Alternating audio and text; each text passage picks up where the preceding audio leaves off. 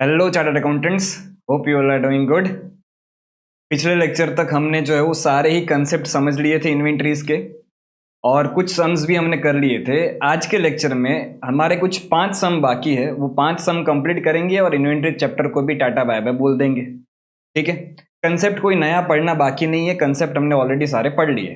तो जल्दी से जो है वो ये 5 क्वेश्चंस कंप्लीट कर देते अच्छे से समझ के, और फिर जो है वो इस लेक्चर को खत्म कर देंगे। ठीक है, स्टार्ट करते क्वेश्चन नंबर 12 से। पिछले लेक्चर में हमने जो है वो क्वेश्चन नंबर 11 तक कंप्लीट कर दिया था। क्वेश्चन नंबर 12 से लेके क्वेश्चन नंबर 16 तक जो है वो इस लेक्चर में अपने कवर कर लेंगे। ठीक है, तो सबसे पहले क्वेश्चन नंबर 12 की अगर मैं बात करूं तो क्वेश्चन नंबर 12 क्या बोल रहा है। X who was closing his books on 31st March 2022 failed to take actual stock which he did only on 9th April 2022, which is ascertained by him to be worth rupees 2,50,000। समझना, again ये जो case है वो कौन सा case है, उल्टा calculation करने वाला केस है कि भाई आप 31 मार्च को इन्वेंट्री टेकिंग कंप्लीट नहीं कर पाए। आपकी इन्वेंट्री काउंटिंग कब कंप्लीट हुई? आपकी इन्वेंट्री काउंटिंग कंप्लीट हुई 9th अप्रैल को, और 9th अप्रैल को आपने जो स्टॉक कैलकुलेट किया वो कितना कैलकुलेट किया? 2,50,000। और यहाँ पे वर्ड पे ध्यान देना, वर्ड क्या बोल रहा है? एक्चुअल स्टॉक, मतलब ये जो है वो फिजिकली उसने काउंट किया, और फिजिकली उसने जो स्टॉक काउंट किया वो कितने का आया? 2,50,000। ठीक है, और ये क्वेश्चन पूरा पढ़ने से पहले एक बार रिक्वायर्ड पार्ट में आपको जो है पढ़ लेते हैं अपने, बता देता हूं कि रिक्वायर्ड पार्ट क्या है। Ascertain the value of physical stock. तो ये क्वेश्चन में जितनी भी पूरी बात की गई है वो फिजिकल स्टॉक की ही बात की गई है। यहाँ पे भी हमें जो है ये पढ़ के पता चल गया था कि भी उन्होंने एक्चुअल स्टॉक जो है वो काउंटिंग कर लिया। एक्चुअल मतलब फिजिकली काउंट कर लिया कि स्टॉक उनका कितना है? 2,50,000 है। ठीक है, ओके। अब ये स्टॉक था 9th अप्रैल को। आगे क्या बोला गया है? It was found that sales are entered in the sales book on the same day of dispatch and return inwards in the return books as and when the goods are received back. Purchases are entered in the purchase day book once the invoices are received।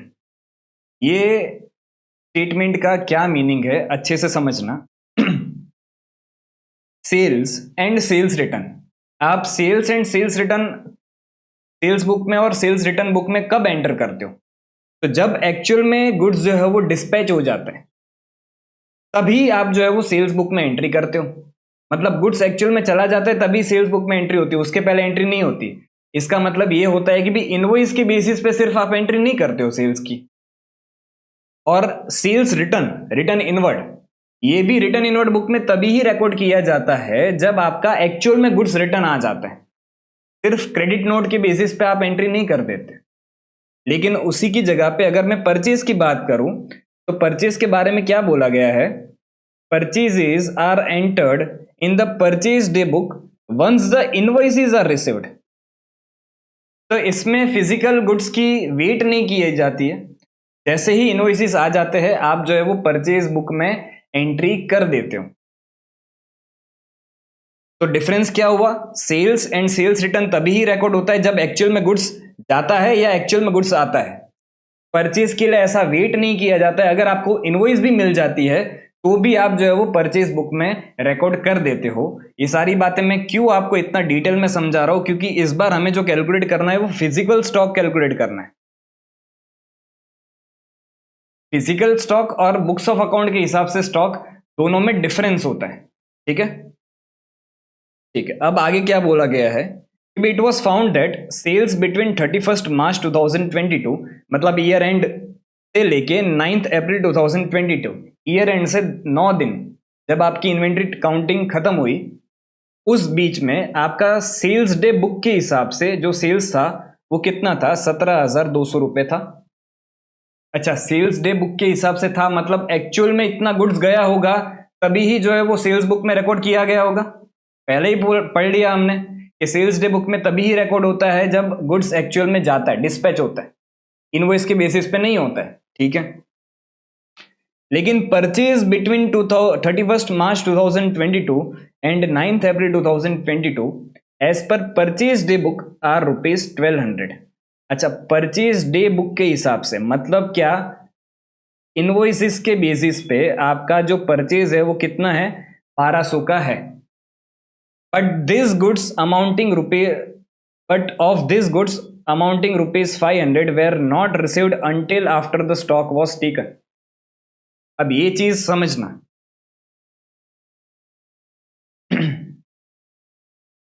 हमने 31 मार्च को stock की counting कर ली, sorry 31 मार्च को हम stock की counting नहीं कर पाए, और हमारी काउंटिंग कब कंप्लीट हुई, हमारी काउंटिंग कंप्लीट हुई 9 अप्रैल को। ठीक है, अब 9 अप्रैल को एक्चुअल स्टॉक, फिजिकल स्टॉक हमारा जो निकल के आया वो कितना निकल के आया, 2,50,000। तो हमें परचेजेस जो इस दौरान हुए होते हैं, इस पीरियड के दौरान आपके जो भी परचेजेस हुए होते हैं उनको हमें रिवर्स करना पड़ता है, मतलब उसको माइनस करना पड़ता है। बट परचेज डे बुक मतलब इनवॉइसिस के बेसिस पे आपका जो परचेज रिकॉर्ड किया गया था वो कितना रिकॉर्ड किया गया था, 1200 रिकॉर्ड किया गया था इनवॉइसिस के बेसिस पे। बट क्या ये पूरा 1200 का गुड्स आपका फिजिकली आ गया था? तो यहां पे क्या बोला गया कि भाई of this goods ₹500, goods of ₹500 were not received until after the stock was taken. तो जब तक आपने स्टॉक की काउंटिंग नहीं कर ली तब तक आपका जो है वो ये गुड्स जो है वो नहीं आया था। तो ये 2.5 लाख में क्या ये 1200 इंक्लूडेड होगा?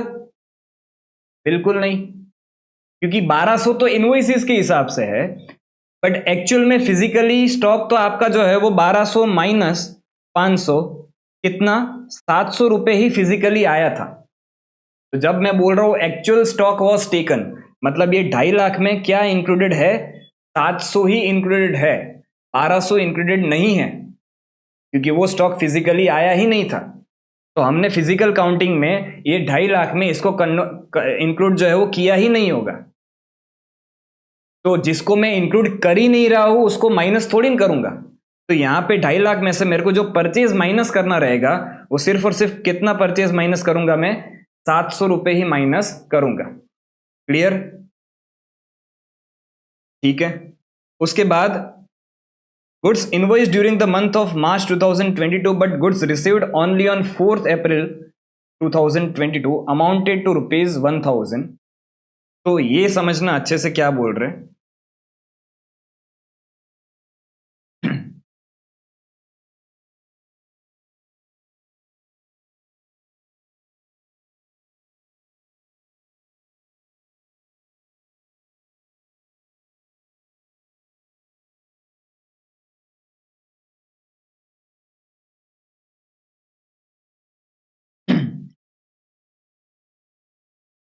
आपने जो है वो goods invoice during the month of March 2022 but goods received only on 4 अप्रैल।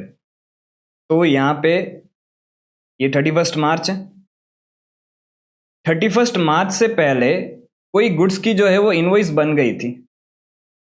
ठीक है, अब ये गुड्स की जो इनवॉइस है वो 31 मार्च से पहले मार्च के मंथ में बन गई थी, लेकिन ये गुड्स फिजिकली जो एक्चुअली में हमें मिला, जो डिलीवरी मिली, वो डिलीवरी कब मिली है हमें, तो डिलीवरी हमें मिली है 4 अप्रैल को। मतलब ये गुड्स मेरे पास 4 अप्रैल को एक्चुअल में आया।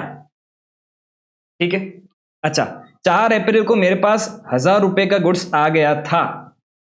तो क्या ये गुड्स मेरे पास ये इस दिन पे 9 अप्रैल पे जब मैं काउंटिंग कर रहा हूं तो इसमें 2,50,000 की काउंटिंग में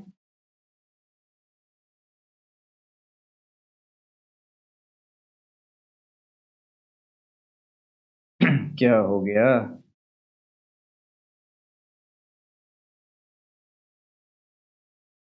वापिस सुनो ध्यान से क्या बोल रहा हूं मैं ये बोल रहा हूं कि भी आपका इनवॉइस जो है वो मार्च में बन चुका था परचेज का। अच्छा, परचेज का है कि सेल्स का है वो कैसे पता चला सर, तो गुड्स रिसीव्ड हो रहे तो ये परचेज का इनवॉइस होगा। तो परचेज का इनवॉइस आपका मार्च के टाइम बन गया था, वो गुड्स फिजिकली आपके पास जो है वो 4 अप्रैल को आया। तो मुझे एक सिंपल चीज बताओ, 9 अप्रैल को जब आपने गुड्स की काउंटिंग की होगी, ये 2.5 लाख रुपए का गुड्स आपने लिखा होगा, तब ये 2.5 लाख रुपए का गुड्स इसमें मतलब 2.5 लाख में ये 1000 रुपए का गुड्स जो है वो इंक्लूडेड होगा। ये वाला गुड्स तो इसमें इंक्लूडेड होगा ना, क्योंकि फिजिकली ये गुड्स 4 अप्रैल को आ गया था, तो ऑब्वियस बात है कि 9 अप्रैल को भी ये गुड्स होगा, तो आपने काउंटिंग में इसको कंसीडर कर लिया होगा। तो सिंपल चीज मेरी कहने की मतलब क्या है कि आपसे पूछा गया है क्या, calculate physical stock as on 31 March 2022। तो मुझे सिंपल चीज बताओ, ये 2.5 लाख में तो 1000 इंक्लूडेड है, पर क्या ये 1000 जो है वो 31 मार्च को आपके पास फिजिकली अवेलेबल था? नहीं था, उसकी सिर्फ इनवॉइसेस थी। फिजिकली गुड्स तो हमें कब मिला है? 4 अप्रैल को। तो जब मुझे पूछा जा रहा है कि भाई 31 मार्च का फिजिकल स्टॉक बताओ, तब ये 1000 तो मेरे पास था ही नहीं ना। तो ये चीज 1000 2.5 लाख में इंक्लूडेड है, इसलिए मुझे 1000 को भी क्या करना पड़ेगा? 2.5 लाख में से माइनस करना पड़ेगा। क्लियर?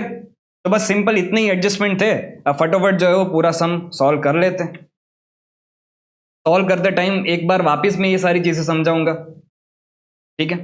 तो अब स्टार्टिंग से अगर देखें तो आपका 31 मार्च को स्टॉक कंप्लीट नहीं हुआ था काउंटिंग, आपने फिजिकल काउंटिंग कब कंप्लीट की?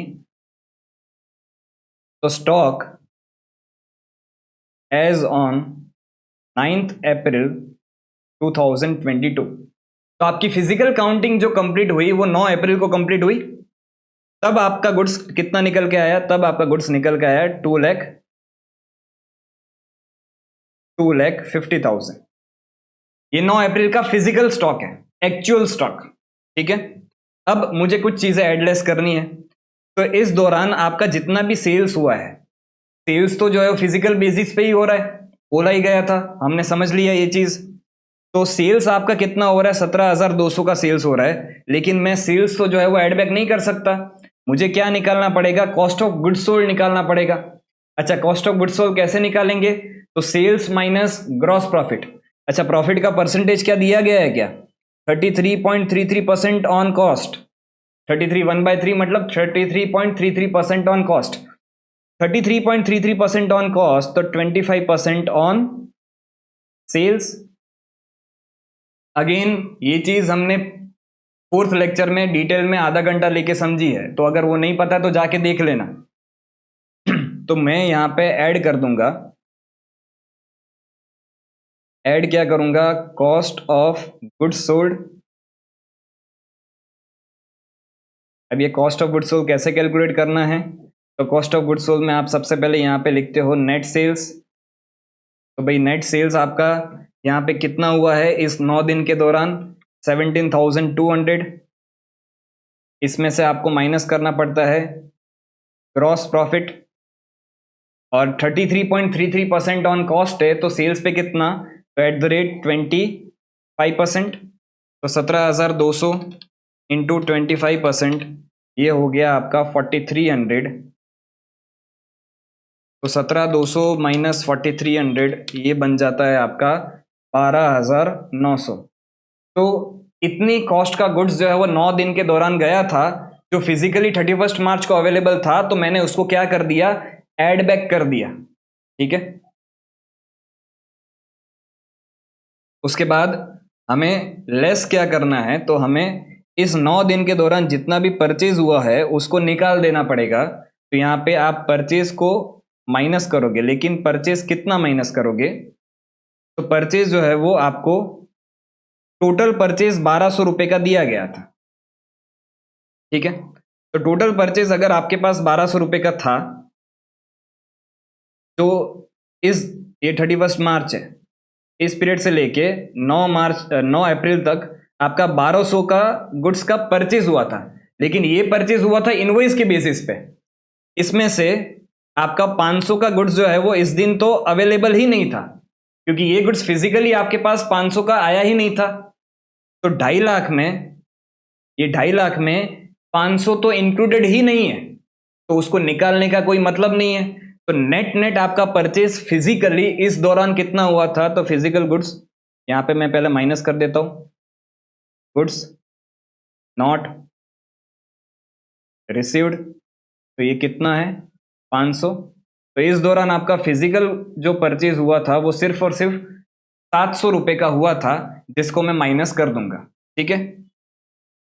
अब उसके बाद ये 1000 का जो आपका गुड्स रिसीव्ड आपको हुआ है 4 अप्रैल को, इनवॉइस भले मार्च के दौरान हो गया था पर 4 अप्रैल को रिसीव हो रहा है। अगर 4 अप्रैल को रिसीव हो रहा है मतलब ये 2.5 लाख में इसको इंक्लूड कर लिया होगा हमने फिजिकल काउंटिंग में, बट 4 अप्रैल को रिसीव हो रहा है तो क्या ये स्टॉक मेरे पास फिजिकली 31 मार्च को अवेलेबल था? नहीं था। तो फिजिकल स्टॉक मुझे पूछा है 31 मार्च का, तो इस 2.5 लाख में से मुझे 1000 को क्या करना पड़ेगा? माइनस करना पड़ेगा। तो इधर मैं एक और चीज लिख देता हूं, goods physically not available on 31 March 2022। बस सिंपल सम था, तो इतना करके आपका जो है वो आंसर आ जाएगा। तो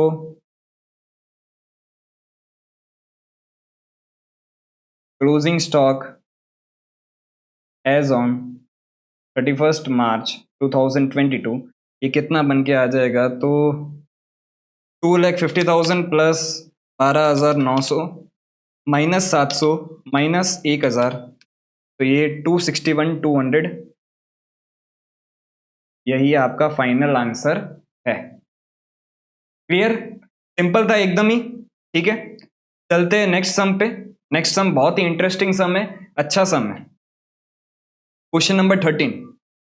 क्वेश्चन नंबर 13 क्या बोल रहा है, ध्यान से समझना। Profit and loss account of Hanuman showed A net profit of ₹6 lakh. मतलब क्या? हमने पीएनएल अकाउंट ऑलरेडी बना दिया है और पीएनएल अकाउंट के हिसाब से प्रॉफिट मेरा जो है वो कितना है? 6 लाख रुपए है, ठीक है। After considering the closing stock of ₹3,75,000। मतलब क्या कि भी जब मैं ये नेट प्रॉफिट फाइंड आउट कर रहा था 6 लाख का, तब मैंने जो ट्रेडिंग अकाउंट बनाया होगा, ट्रेडिंग अकाउंट, उस ट्रेडिंग अकाउंट में मैंने क्लोजिंग स्टॉक जो कैलकुलेट किया है, कंसिडर किया है, वो कितना कंसिडर किया है? 3,75,000, ठीक है। अब क्या बोला गया है? Subsequently the following information was obtained from scrutiny of the books. तो कुछ इंफॉर्मेशन आपको जो है वो बुक की छानबीन करके मिला। अब ये क्या क्या इंफॉर्मेशन मिला, इसके क्या क्या इफेक्ट हो गए, तो वन बाय वन सारे ही एडजस्टमेंट को डिस्कस करते जाएंगे अच्छे से। हमें पूछा क्या गया है? Calculate the value of stock as on 31 March 2022 and adjusted net profit for the year ended on that date. तो अब आपको क्या करना है?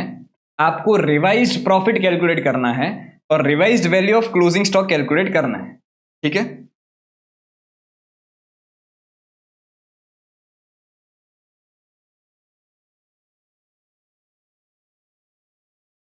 तो वन बाय वन सारे ही एडजस्टमेंट्स को देखते जाते और फिर जो है वो सॉल्व करते जाते। सबसे पहला एडजस्टमेंट क्या बोला है? अच्छा, एडजस्टमेंट सॉल्व करने से पहले मुझे कुछ बैलेंसेस लिखने पड़ेंगे। तो प्रॉफिट आपने ऑलरेडी कैलकुलेट कर लिया है, मतलब बाकी सारे एडजस्टमेंट्स कर दिए, सिर्फ ये जो 5 एडजस्टमेंट है उसका इफेक्ट लेना बाकी है, ठीक है। अच्छा, तो प्रॉफिट का कौन सा बैलेंस होता है? प्रॉफिट का होता है क्रेडिट बैलेंस। तो अगर मुझे क्रेडिट बैलेंस ब्रॉट डाउन करना है तो मुझे कौन सी साइड लिखना पड़ेगा? तो मुझे लिखना पड़ेगा क्रेडिट साइड। तो यहां पे बाय नेट प्रॉफिट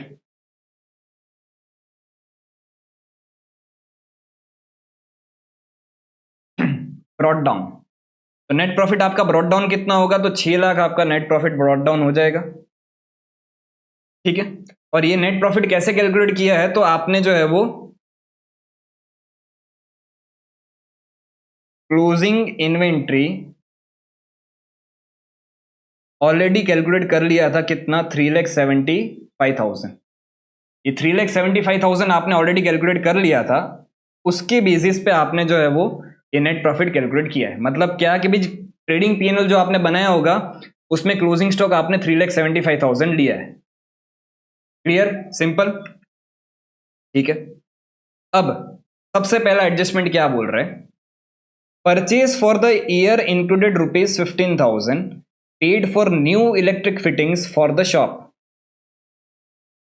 पहले तो इसकी करेक्ट एंट्री होनी क्या चाहिए थी, इलेक्ट्रिक फिटिंग्स अगर आप करवा रहे हो तो उसको आप असेट मानते हो, तो इलेक्ट्रिक फिटिंग्स अकाउंट को मुझे डेबिट करना चाहिए था और जो है कैश अकाउंट को क्रेडिट करना चाहिए था। लेकिन इलेक्ट्रिक फिटिंग्स बताने के बदले मैंने इसको क्या बता दिया, मैंने इसको बता दिया परचेज में। तो देखो इसकी अगर मैं करेक्ट एंट्री रॉन्ग एंट्री लिखूं, यहाँ पे एक और पेज ऐड कर देते।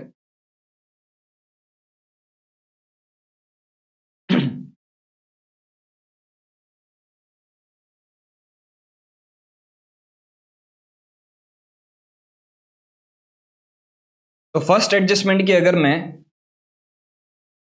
करेक्ट एंट्री रॉन्ग एंट्री लिखूं,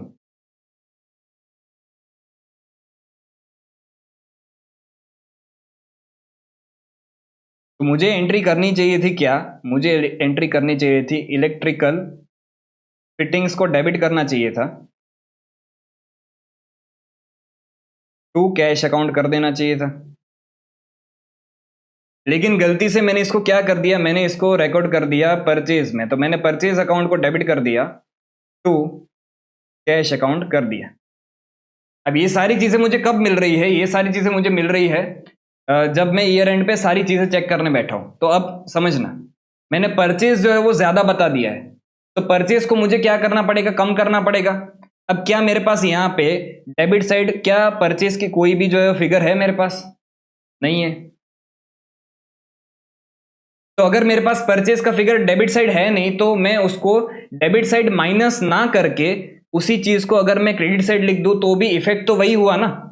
तो इसको मैं इलेक्ट्रिकल फिटिंग्स को परचेज में से माइनस नहीं कर पा रहा हूं क्योंकि मेरे पास परचेज नहीं है, इसलिए मैं इसको क्रेडिट साइड लिख रहा हूं। ठीक है, तो यहां पे लिख देते बाय इलेक्ट्रिकल फिटिंग्स, और ये कितना है, ये है आपका 15,000।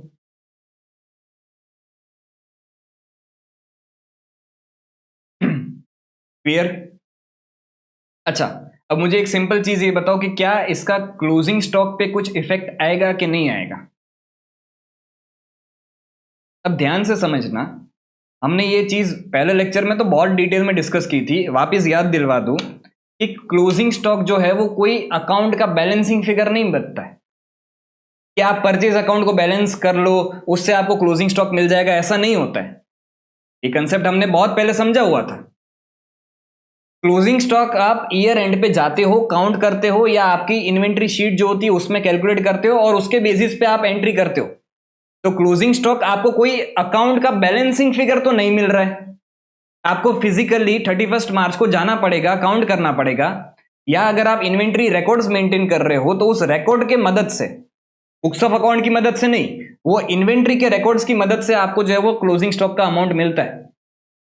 अब इलेक्ट्रिकल फिटिंग्स क्या मैंने उधर जाके काउंट की होगी, क्या ये गुड्स मेरे पास ईयर एंड पे क्लोजिंग स्टॉक कुछ पड़ा होगा, नहीं। इलेक्ट्रिकल फिटिंग्स तो क्या है, ये लाइट्स वाइट जो मैंने फिट करवाई है, अब ये थोड़ी मैं गोडाउन में जाके काउंट कर रहा हूं, ये मैंने गलती से परचेज में रिकॉर्ड कर दिया था। बट क्या ये चीज ये क्लोजिंग स्टॉक में इंक्लूडेड है, क्या नहीं इंक्लूडेड है। ये क्लोजिंग स्टॉक आपने काउंट किया होगा, तब ये इलेक्ट्रिकल फिटिंग्स को आपने काउंट नहीं किया होगा, क्योंकि ये गुड्स तो है ही नहीं आपका, आपने गलती से इसको परचेज में रिकॉर्ड कर दिया था, पर ये गुड्स फिजिकली आपके पास अवेलेबल नहीं था। तो इस चीज का क्लोजिंग स्टॉक पे कोई भी इफेक्ट नहीं आएगा।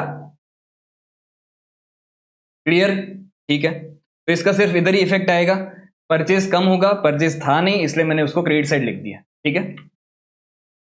Second, Hanuman gave away goods valued at rupees 40,000 as free samples for which no entry was made in the books of account। भाई आपने फ्री सैंपल्स डिस्ट्रीब्यूट किए थे 40,000 के, जिसकी कोई भी एंट्री ही आपने नहीं की है। अच्छा, फ्री सैंपल्स डिस्ट्रीब्यूट करने की एंट्री होती क्या है, पहली बात गुड्स अदर देन सेल्स गया, तो गुड्स अदर देन सेल्स कोई भी रीजन से जाता है तो उस केस में आप परचेज को क्रेडिट करते हो। ठीक है, तो मैं यहाँ पे क्रेडिट जो है वो परचेज को कर दूंगा। चलो इसको यहाँ पे नहीं, इधर लिख देते हैं। ये कौन सा एडजस्टमेंट है, सेकंड एडजस्टमेंट है। तो सेकंड एडजस्टमेंट की करेक्ट एंट्री होती क्या है,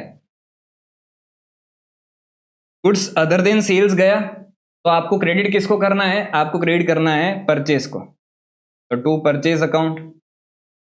अच्छा, डेबिट किसको करोगे, ये आपका एडवर्टाइजमेंट का खर्चा है तो आप जो है वो डेबिट करते हो एडवर्टाइजमेंट एक्सपेंस अकाउंट को।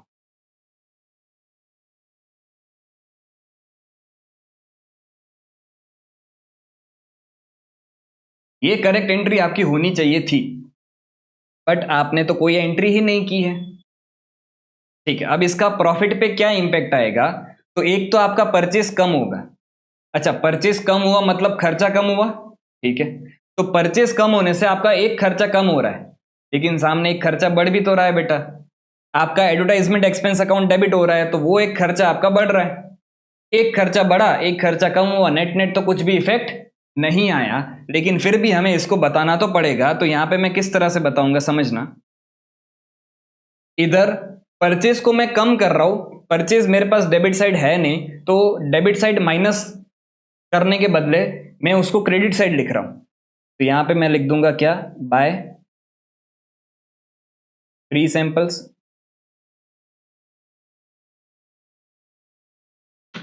और ये कितना है, तो 40,000 है। अब यही चीज मेरे को एडवर्टाइजमेंट एक्सपेंस भी तो रिकॉर्ड करना है, तो एडवर्टाइजमेंट एक्सपेंस अगर खर्चा बढ़ाना है तो मुझे उसको डेबिट साइड लिखना पड़ेगा, एडवर्टाइजमेंट एक्सपेंस अकाउंट। ये हो गया कितना, 40,000। तो नेट नेट तो कुछ इफेक्ट नहीं है, लेकिन आपको बताना तो पड़ेगा। अच्छा, अब सवाल वापस वही आता है कि भी क्या इसका स्टॉक पे कुछ इंपैक्ट आएगा क्या। ध्यान से समझना, वापस बोल रहा हूं, आपका जर्नल एंट्री करना रह गया था, बट जब आप फिजिकली स्टॉक काउंट करने गए होंगे 31 मार्च को और आपने स्टॉक की काउंटिंग की होगी, ये 3,75,000, तब क्या ये गुड्स आपके पास अवेलेबल था, नहीं था। ये गुड्स तो आपने डिस्ट्रीब्यूट कर दिया था एज फ्री सैंपल्स, तो आपने 40,000 का गुड्स जो है वो डिस्ट्रीब्यूट कर दिया था एज फ्री सैंपल्स, तो जब आपने ये स्टॉक की काउंटिंग की होगी तब आपके पास ये गुड्स था ही नहीं, तो ये गुड्स क्लोजिंग स्टॉक में तो इंक्लूडेड ही नहीं है। अब जो गुड्स आपका क्लोजिंग स्टॉक में है ही नहीं, उसको क्या वापस माइनस करने की जरूरत है, नहीं बेटा, तो इसका भी स्टॉक पे कोई भी इंपैक्ट नहीं आएगा, क्योंकि ये स्टॉक में इंक्लूडेड ही नहीं है। 31 मार्च को जब आप काउंटिंग करने गए थे तब ये स्टॉक था नहीं, और एक्चुअल में भी आपके पास नहीं है, तो स्टॉक में तो जो है वो सही पोजीशन है, स्टॉक में इसका कोई भी इंपैक्ट नहीं आएगा, ठीक है। उसके बाद invoices for goods amounting ₹2,50,000 have been entered on 27th March but the goods were not included in stock. क्या बात है, 2,50,000 का स्टॉक आपने जो है वो काउंट ही नहीं किया है।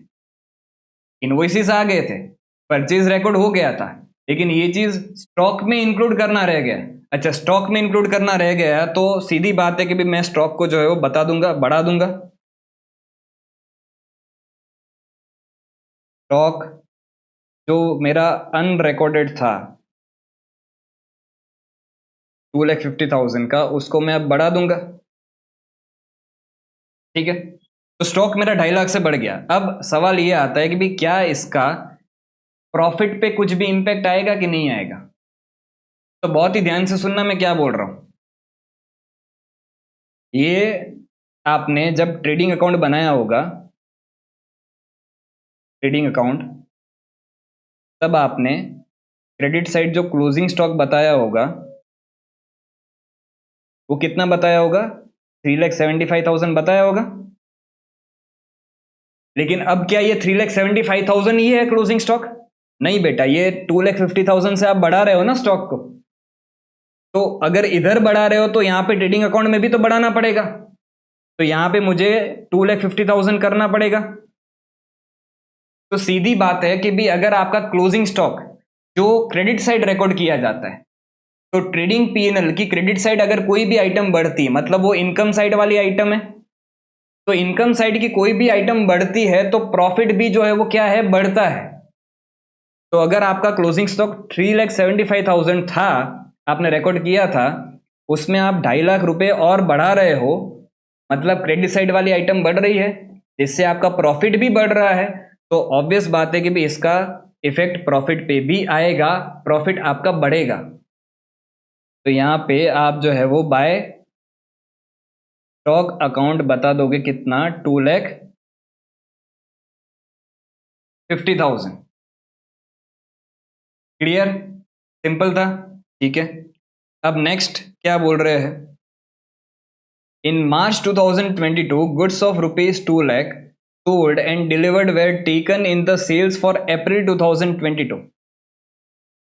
भाई 2 लाख का सेल्स आपने मार्च में ही कर दिया था, लेकिन उसकी इनवॉइसेस जो है वो आपने नहीं बनाए थे, तो आपने इस सेल्स को जो है वो क्या कर दिया, अप्रैल में कंसिडर कर लिया। देखो बोला गया है ना कि भी सोल्ड एंड डिलीवर्ड, मतलब गुड्स भी आपके पास मार्च में नहीं था और आपने उसको बेच भी दिया था, लेकिन इसकी इनवॉइसेस आप कब बना रहे हो, अप्रैल में बना रहे हो, और आपने इस सेल्स को अप्रैल में कंसिडर किया है, जो गलत बात है।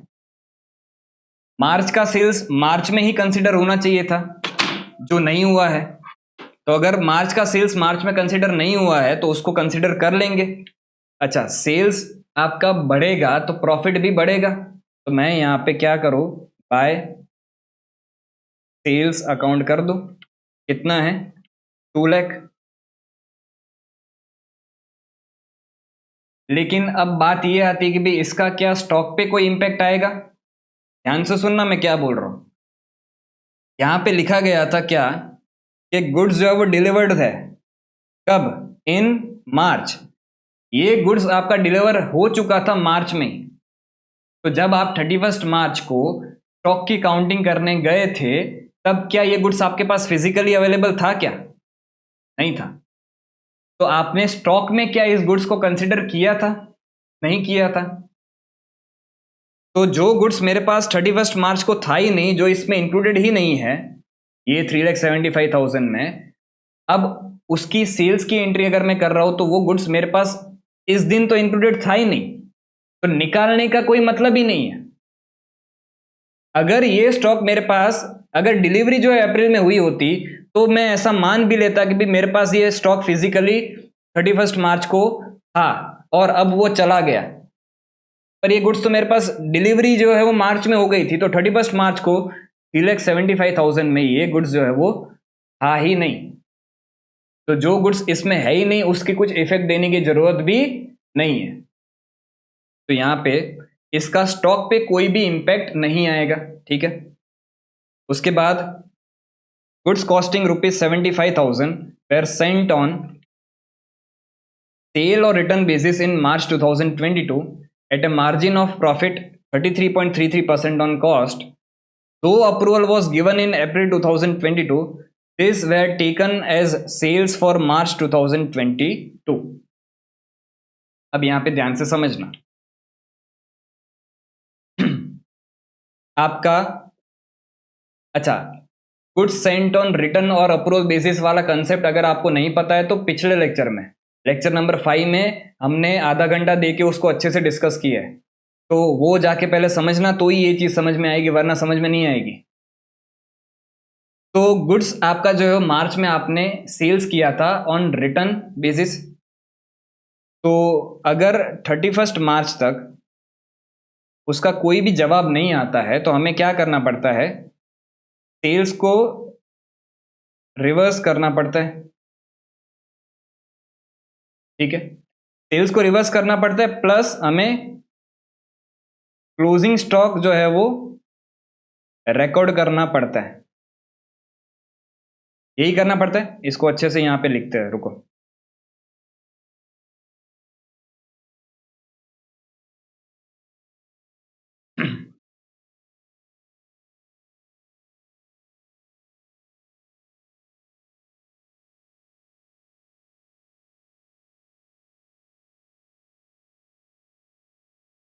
यहां पे समझना,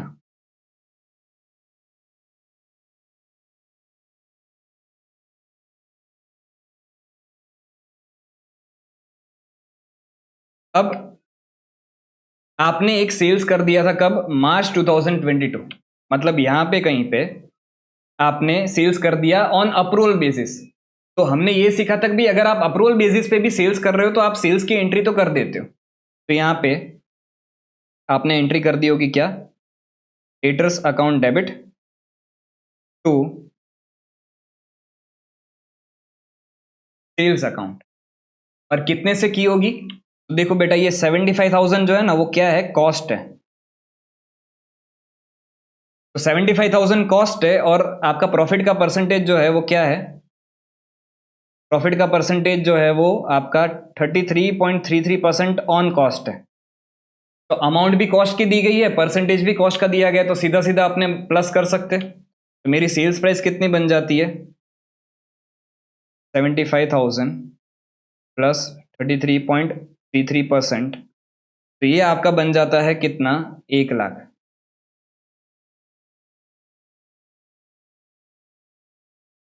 तो इस दिन आपने मार्च के टाइम पे जो है वो सेल्स रिकॉर्ड कर दिया था, लेकिन 31 मार्च तक इसका कोई भी जवाब नहीं आया, नो रिप्लाई। एक्चुअल में अप्रूवल कब आ रहा है, यहां पे कहीं पे अप्रैल में जो है वो अप्रूवल आ रहा है, ऐसा बोला गया है। तो हमने क्या सीखा था कि भी अगर 31 मार्च तक कोई भी जवाब नहीं आता है तो उस सेल्स को आपको क्या करना पड़ता है, रिवर्स करना पड़ता है। तो यहां पे मैं एंट्री क्या करूंगा, सेल्स रिवर्स की एंट्री करूंगा। तो सेल्स अकाउंट डेबिट करूंगा टू ट्रेडर्स अकाउंट कर दूंगा 1,00,000। अब सिर्फ इतने से काम खत्म नहीं होता है, आप सेल्स तो रिवर्स करते हो सेल्स प्राइस पे, साथ साथ में आप एक और चीज करते हो क्या, क्लोजिंग स्टॉक बढ़ा देते हो। क्योंकि सीधी बात है, आप सेल्स भी बताने नहीं दे रहे हो और स्टॉक भी बताने नहीं दोगे, ऐसा थोड़ी ना चलेगा। या तो वो सेल्स हो गया या तो वो मेरे पास पड़ा है स्टॉक में, ठीक है। तो आपने सेल्स बताने से तो मना कर दिया, तो अब ये गुड्स मेरे पास अनसोल्ड पड़ा है ऐसा ही मैं मान लूंगा ना। तो यहां पे दूसरी एंट्री आपको करनी पड़ती है क्या, closing stock account debit to trading account. और ये एंट्री जो आप करते हो वो कॉस्ट से करते हो। कॉस्ट कितना था आपका, कॉस्ट था आपका 75,000, क्लियर। तो अब इसके इफेक्ट्स क्या क्या आएंगे, एक तो 75,000 से मेरा स्टॉक बढ़ेगा, तो यहां पे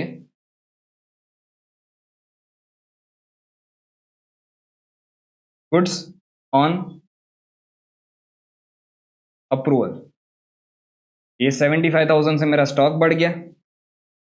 दूसरा इफेक्ट इसका क्या आएगा, तो ट्रेडिंग पीएनएल अकाउंट में भी इसका इफेक्ट आएगा। एक आपका सेल्स कम हो रहा है 1,00,000 से, अच्छा सेल्स बढ़ता है तो क्रेडिट साइड बताते हैं, कम हो रहा है तो कौन सी साइड बताऊंगा मैं, डेबिट साइड बताऊंगा। तो यहां पे मैं टू सेल्स अकाउंट कर दूंगा। अच्छा सेल्स कम हुआ कितने से, 1,00,000 से, लेकिन आपका स्टॉक भी तो बढ़ रहा है। स्टॉक कितने से बढ़ रहा है, स्टॉक आपका बढ़ रहा है 75,000 से। तो अगर स्टॉक बढ़ता है तो प्रॉफिट बढ़ता है, अभी थोड़ी देर पहले हमने समझा। तो यहां पे by goods on approval 75,000, clear. बस इतने ही एडजस्टमेंट थे आपके। तो अब हमें क्या क्या कैलकुलेट करना था, हमें रिवाइज्ड प्रॉफिट कैलकुलेट करना था और दूसरा हमें revised value of closing stock calculate करना था। तो बस अब बैलेंसिंग फिगर निकाल लेंगे तो आपको प्रॉफिट मिल जाएगा। तो 6,00,000 plus 15,000 plus 40,000 plus 2,50,000 plus 2,00,000 plus 75,000, ये आपका आ गया 11,80,000। इसमें से आप माइनस करोगे 10,00,000, माइनस करोगे 40,000, और सॉरी 11,80,000 में से आप 1,00,000 माइनस करोगे, माइनस 40,000। तो ये आपका बैलेंसिंग फिगर आया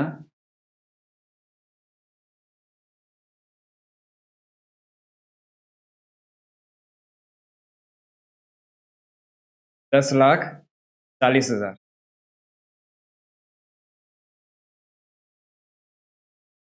ठीक है। और इसको आप क्या बोल दोगे, to revised net profit. Clear, simple था। अच्छा, अभी स्टॉक भी तो कैलकुलेट करना है, तो स्टॉक भी कैलकुलेट कर लेते। तो revised value of closing stock,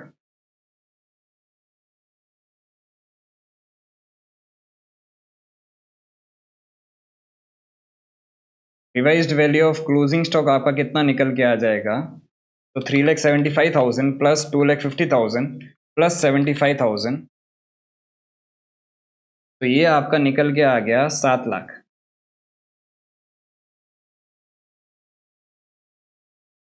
ठीक है, अच्छा सम था। ओके, अब चलते हैं नेक्स्ट क्वेश्चन पे, क्वेश्चन नंबर 14 पे। क्वेश्चन नंबर 14 भी अच्छा क्वेश्चन है, 15 भी बहुत मस्त क्वेश्चन है, 16 भी अच्छा है।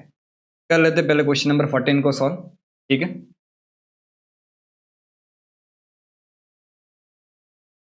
Physical verification of stock in A business was done on 23 जून 2022। अब वर्ड्स पे ध्यान देना, क्या बोला गया है? फिजिकल वेरिफिकेशन आपने जो है वो स्टॉक का कर दिया था कब? 23 जून 2022 को। The value of stock was ₹48 lakh. 23 जून को आपने स्टॉक की फिजिकल काउंटिंग की, उसके हिसाब से 48 लाख आपका स्टॉक निकल के आया। The following transactions took place between 23 June to 30 June 2022। अच्छा, पहले तो मुझे ये बताओ कि ये सीधा सीधा जाने वाला केस है या उल्टा जाने वाला केस है? ये सीधा सीधा वाला केस है। कैसे? तो भाई 23 जून का आपने स्टॉक कैलकुलेट कर लिया है, अब आपको स्टॉक कैलकुलेट करना है 30 जून का। इस दिन आपने फिजिकल काउंटिंग कर ली है, ये दिन के स्टॉक आपको कैलकुलेट करना है, और इस 7 दिन के दौरान आपके जो भी ट्रांजेक्शन्स हुए उसकी डिटेल आपको नीचे दी गई है। ठीक है, तो सबसे पहले out of the goods sent on consignment, goods at cost worth ₹2,40,000 were unsold. बहुत ही ध्यान से समझना, पहले तो मैं यहां पे लिख देता हूं, रुको। Stock as on 23 June 2022।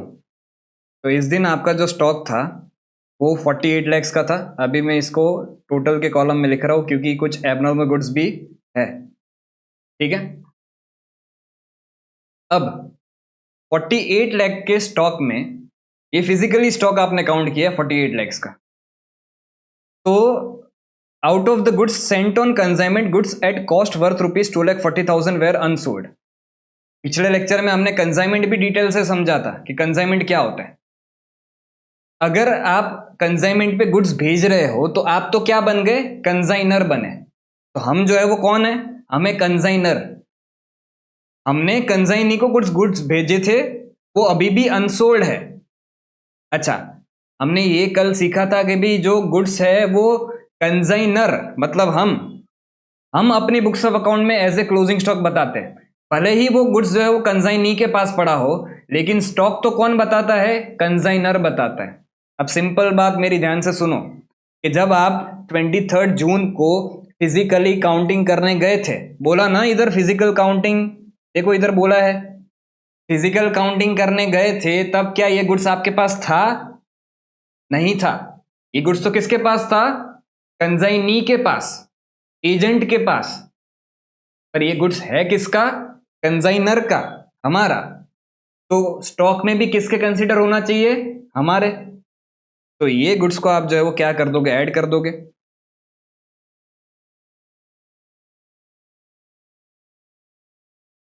Goods with consignee, और ये तो नॉर्मल ही है गुड्स है, तो 2,40,000 इधर नॉर्मल में भी लिख दूंगा मैं, और बाहर टोटल के कॉलम में भी लिख दूंगा। ठीक है, उसके बाद purchase of ₹4 lakh were made, out of which goods worth ₹1,60,000 were delivered on 5 July 2022। आपने टोटल 4 लाख का परचेज किया था, लेकिन उस 4 लाख के परचेज में 1,60,000 का गुड्स तो जो है वो आपको डिलीवर हो रहा है कब? 5 जुलाई को, मतलब ये 30 जून के बाद आपको डिलीवरी मिल रही है। तो ये गुड्स आपके पास फिजिकली 1,60,000 का 30 जून को अवेलेबल ही नहीं था। अच्छा, 30 जून को अवेलेबल नहीं था, पर क्या मुझे यहाँ पे कहीं पे ऐसा पूछा गया है कि भी calculate the value of physical stock? नहीं, आगे वाले सम में मुझे बोला गया था, ये वाले सम में मुझे बोला गया था कि भी calculate the value of physical stock, question number 12 में। बट क्या मुझे यहाँ पे क्वेश्चन नंबर 14 में क्या ऐसा बोला गया है कि भी calculate the value of physical stock? नहीं।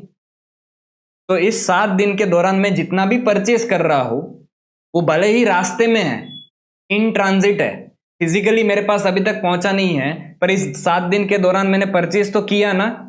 परचेस कितने का किया? 4 लाख का किया, मतलब वो मेरा अनसोल्ड स्टॉक है। तो इसको मुझे जो है वो पूरा पूरा 4 लाख ही कंसिडर करना पड़ेगा। अगर अगर मुझे जो है वो यहाँ पे एंड में ऐसा पूछा गया होता calculate the value of physical stock, तो मैं जो है वो इस 1,60,000 को कंसिडर नहीं करता। लेकिन मुझे तो क्या पूछा गया है? Calculate the value of stock. तो यहाँ पे आप जो है वो पूरा पूरा परचेज ऐड कर दोगे। तो इस दौरान आपने जितना भी परचेजेस किया होगा वो 4 लाख पूरा पूरा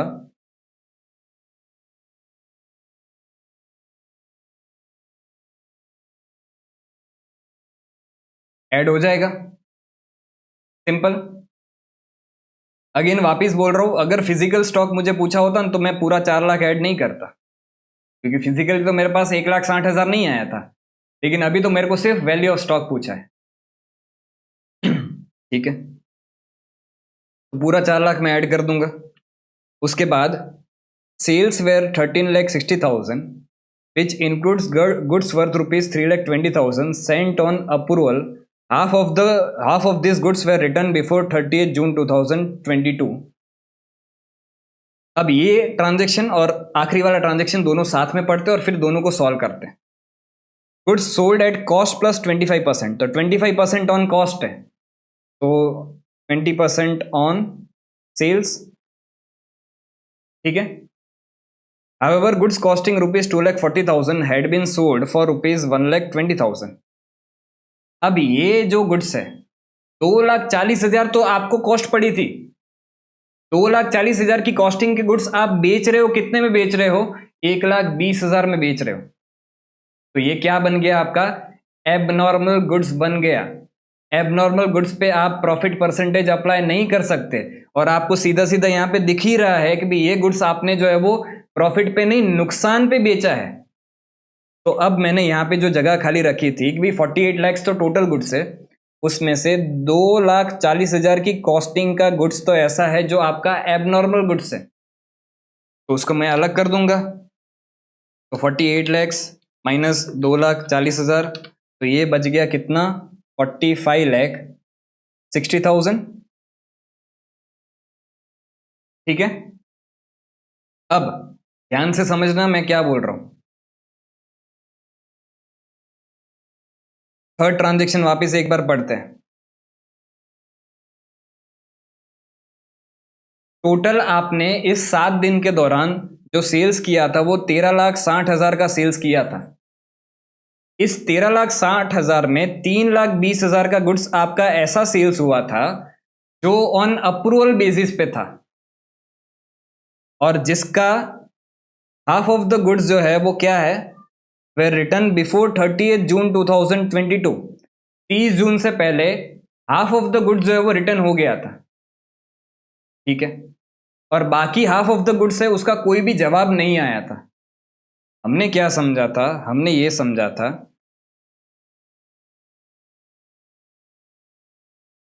कि जब भी आपका पीरियड खत्म होता है, ईयर एंड होता है, तो अभी आपका पीरियड कब खत्म हो रहा है? 30 जून को आपका पीरियड खत्म हो रहा है। उस दिन अगर कोई भी गुड्स ऐसा है जो आपने अप्रूवल बेसिस पे बेचा है, उसका अगर जवाब नहीं आता है तो उसको भी आपको क्या करना पड़ता है? रिवर्स करना पड़ता है। तो यहां पे आपने टोटल 13,60,000 का सेल्स किया था, इसमें से 3,20,000 का जो है वो ऐसा सेल्स है जो अप्रूवल बेसिस पे आपने किया था। भाई अब ये 3,20,000 में से 1,60,000 तो आपको रिटर्न ही आ गए,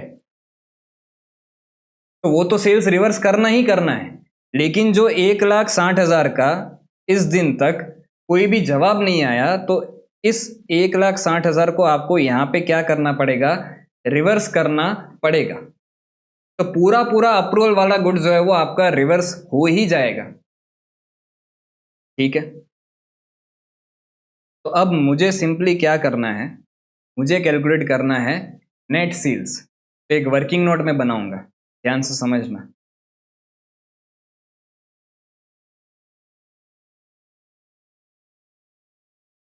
कि भाई इस पर्टिकुलर टाइम के दौरान कितना मेरा सेल्स हुआ। तो calculation of net sales, net sales calculate कर लूंगा तो मुझे क्या मिल जाएगा ऑटोमेटिकली, मुझे मिल जाएगा कॉस्ट ऑफ गुड्स सोल्ड। तो ये नेट सेल्स आपका कितना आएगा समझना।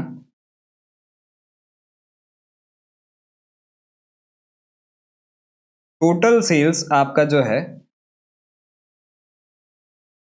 वो इस 7 दिन के दौरान कितना हो गया था, 13,60,000।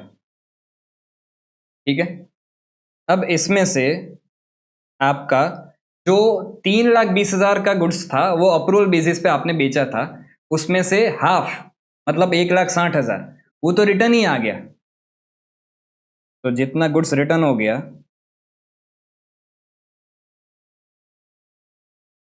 उसको मैं यहाँ से माइनस कर दूंगा। ये कैसे कैलकुलेट किया मैंने, तो 3,20,000 का 50%।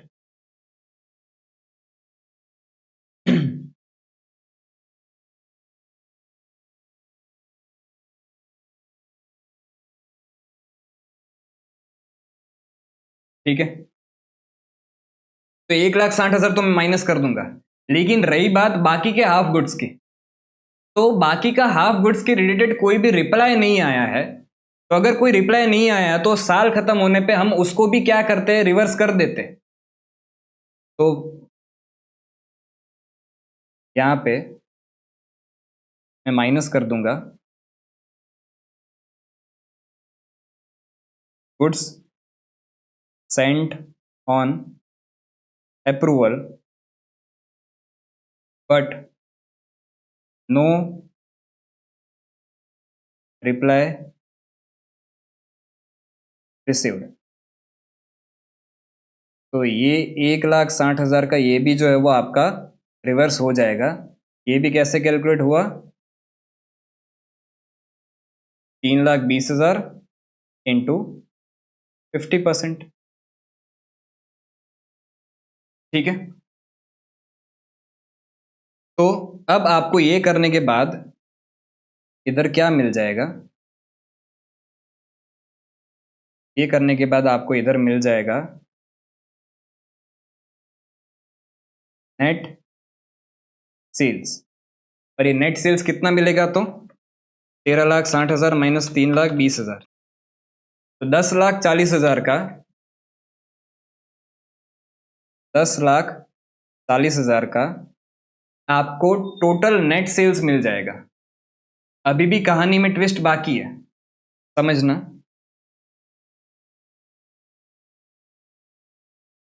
ये जो नेट सेल्स आपको मिला इसको मैं दो हिस्सों में डिवाइड करूंगा। पहला हिस्सा क्या, पहला हिस्सा नॉर्मल सेल्स और दूसरा हिस्सा क्या, एबनॉर्मल सेल्स। तो आपको बोला गया था कि goods costing rupees 2,40,000 had been sold for rupees 1,20,000। तो एबनॉर्मल सेल्स आपका कितना है, 1,20,000 का। तो यहां पे मैं 1,20,000 लिख दूंगा, ये मेरा एबनॉर्मल सेल्स है। अब 10,40,000 में से 1,20,000 आपका एबनॉर्मल सेल्स है, तो नॉर्मल सेल्स कितना बन गया आपका, 20,000। ये 9,20,000 कैसे आया? तो 1040 माइनस 1,20,000। क्लियर? ये मैंने क्यों अलग किया नॉर्मल और एबनॉर्मल को? तो लॉजिक अगेन सिंपल है कि एबनॉर्मल गुड्स पे आप प्रॉफिट का परसेंटेज सिमिलर अप्लाई नहीं कर सकते। नॉर्मल गुड्स पे ही आप जो है प्रॉफिट का परसेंटेज अप्लाई करते हो, क्योंकि वही सेम प्रॉफिट मार्जिन पे बिका होगा। एबनॉर्मल गुड्स आपका प्रॉफिट मार्जिन पे नहीं बिका होगा। तो यहां पे इसको मुझे किस तरह से लिखना पड़ेगा? अब यहां पे मुझे तो क्या कैलकुलेट करना है? मुझे कैलकुलेट करना है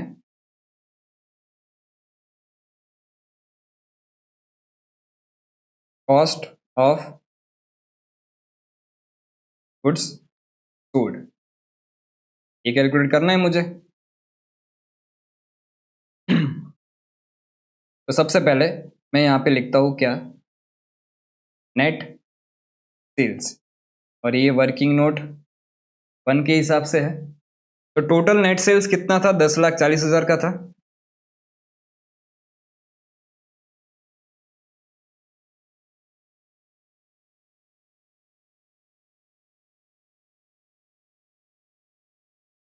साइन को क्या हो गया?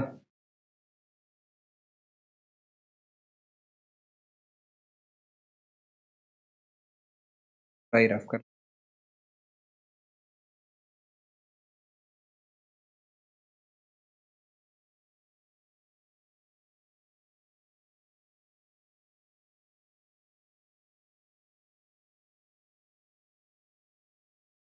तो नेट सेल्स आपका वर्किंग नोट 1 के हिसाब से कितना है? तो वो है 10,40,000। और ये 10,40,000 पूरा ही आपका जो है वो नॉर्मल सेल्स नहीं है। उसमें एबनॉर्मल सेल्स कितना है आपका? 1,20,000। और नॉर्मल सेल्स कितना है आपका? 9,20,000। ठीक है। अब यहाँ पे ध्यान से समझना एक और चीज मैं क्या बोलने जा रहा हूं। मैं ये बोल रहा हूं कि हमने कॉस्ट ऑफ गुड्स सोल्ड सीखा था कि अगर लेट से आपका कॉस्ट जो है वो 100 रुपये है और आप प्रॉफिट उस पर जो है 20 रुपये चढ़ा रहे हो, तो आपका सेल्स प्राइस कितना होता है? 120। ठीक है। तो अगर मुझे COGS फाइंड आउट करना है तो मैं सेल्स मतलब ये 120 माइनस जो प्रॉफिट है 20 रुपये माइनस कर दूंगा, तो मुझे क्या मिल जाएगा? 100 रुपये, जो मेरा कॉस्ट ऑफ गुड्स सोल्ड है। ठीक है। लेकिन अगर मैं इसी को ही इस तरह से बोलूं,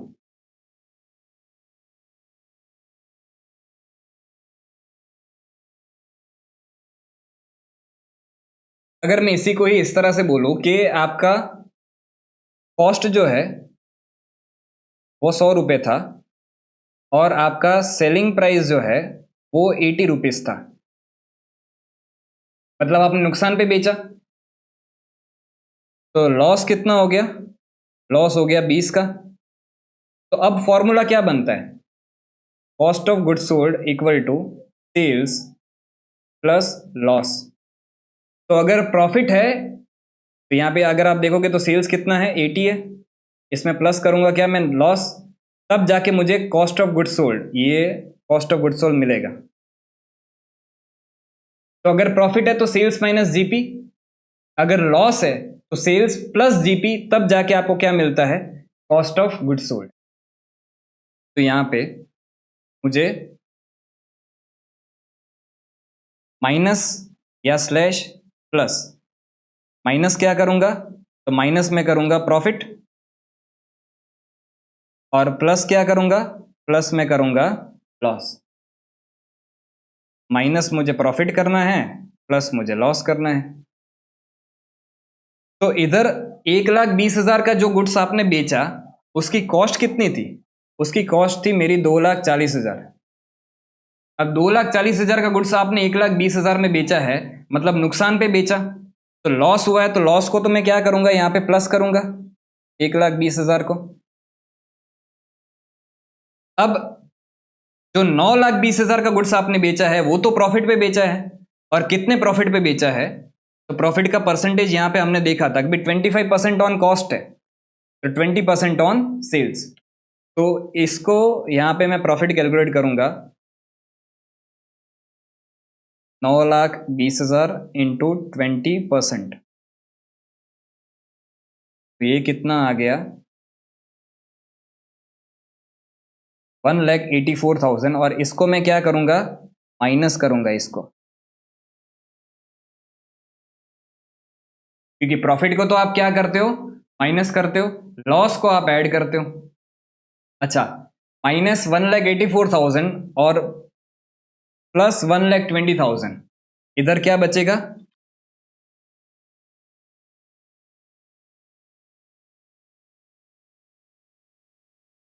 इधर बचेगा आपका 64,000, और वो कौन सा, माइनस वाला। ठीक है, तो इतना करने के बाद आपको टोटल कॉलम को जो है वो नेट नेट देख लेना है कि आपका टोटल कॉलम में क्या आंसर आ रहा है। तो आपका वैल्यू ऑफ क्लोजिंग स्टॉक आ जाएगा, closing stock as on 30th June 2000, कौन सा साल है, 2022, ये कितना आ गया, तो ये आपका आ गया 48 lakhs plus 2,40,000 plus 4 lakh minus 10,40,000, sorry plus 64,000। तो ये आपका आंसर आ गया 44,64,000।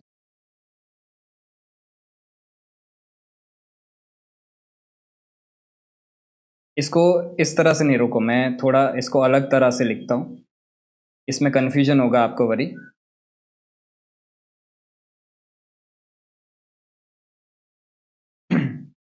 इधर हमने कॉस्ट ऑफ गुड्स सोल्ड का नेट नहीं लिखा है इसलिए, तो अभी इधर मैं क्या कर रहा हूँ, टोटल ऑफ ए लिख देता हूँ। टोटल ऑफ ए ये कितना आया, क्योंकि हम सीधा सीधा जा रहे हैं, 48 लैक्स प्लस 2,40,000 प्लस 4 लाख, तो ये आ गया आपका 54,40,000, 54,40,000। अब total of B, total of B जो है वो कितना है, 10,40,000 माइनस 64,000, तो ये आपका आ गया 9,76,000। और अगर मुझे value of closing stock calculate करना है तो इसको थोड़ा सा मुझे नीचे जाने देना पड़ेगा।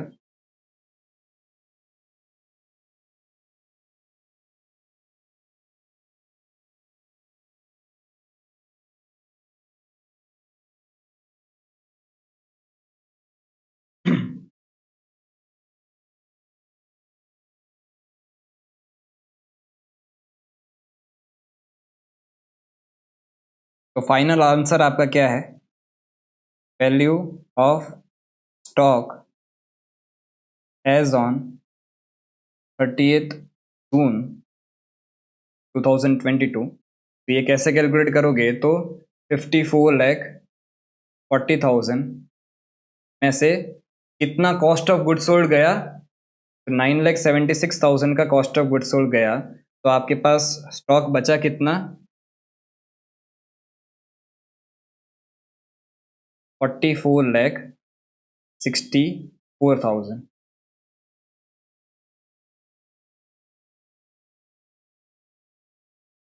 क्लियर, सिंपल था।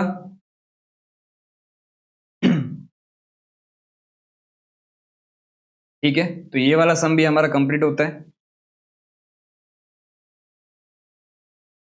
तो मैं रफ कर देता हूँ।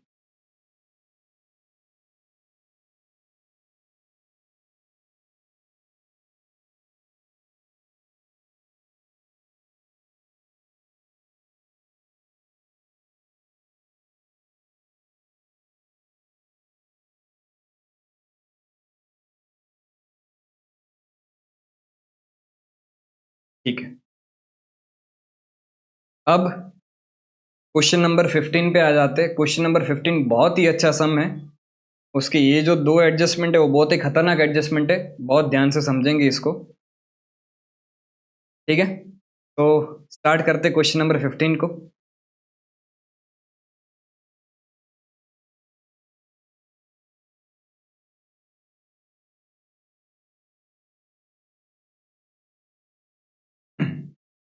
समझने यहाँ पे ध्यान से। Question number 15, Sky Limited keeps no stock records, but a physical inventory of stock is made at the end of each quarter and the valuation is taken at cost. ये लाइन का बहुत ही इंपॉर्टेंस है, क्योंकि अपने आगे जो चीजें समझेंगे वो इसको ध्यान में रख के ही समझेंगे।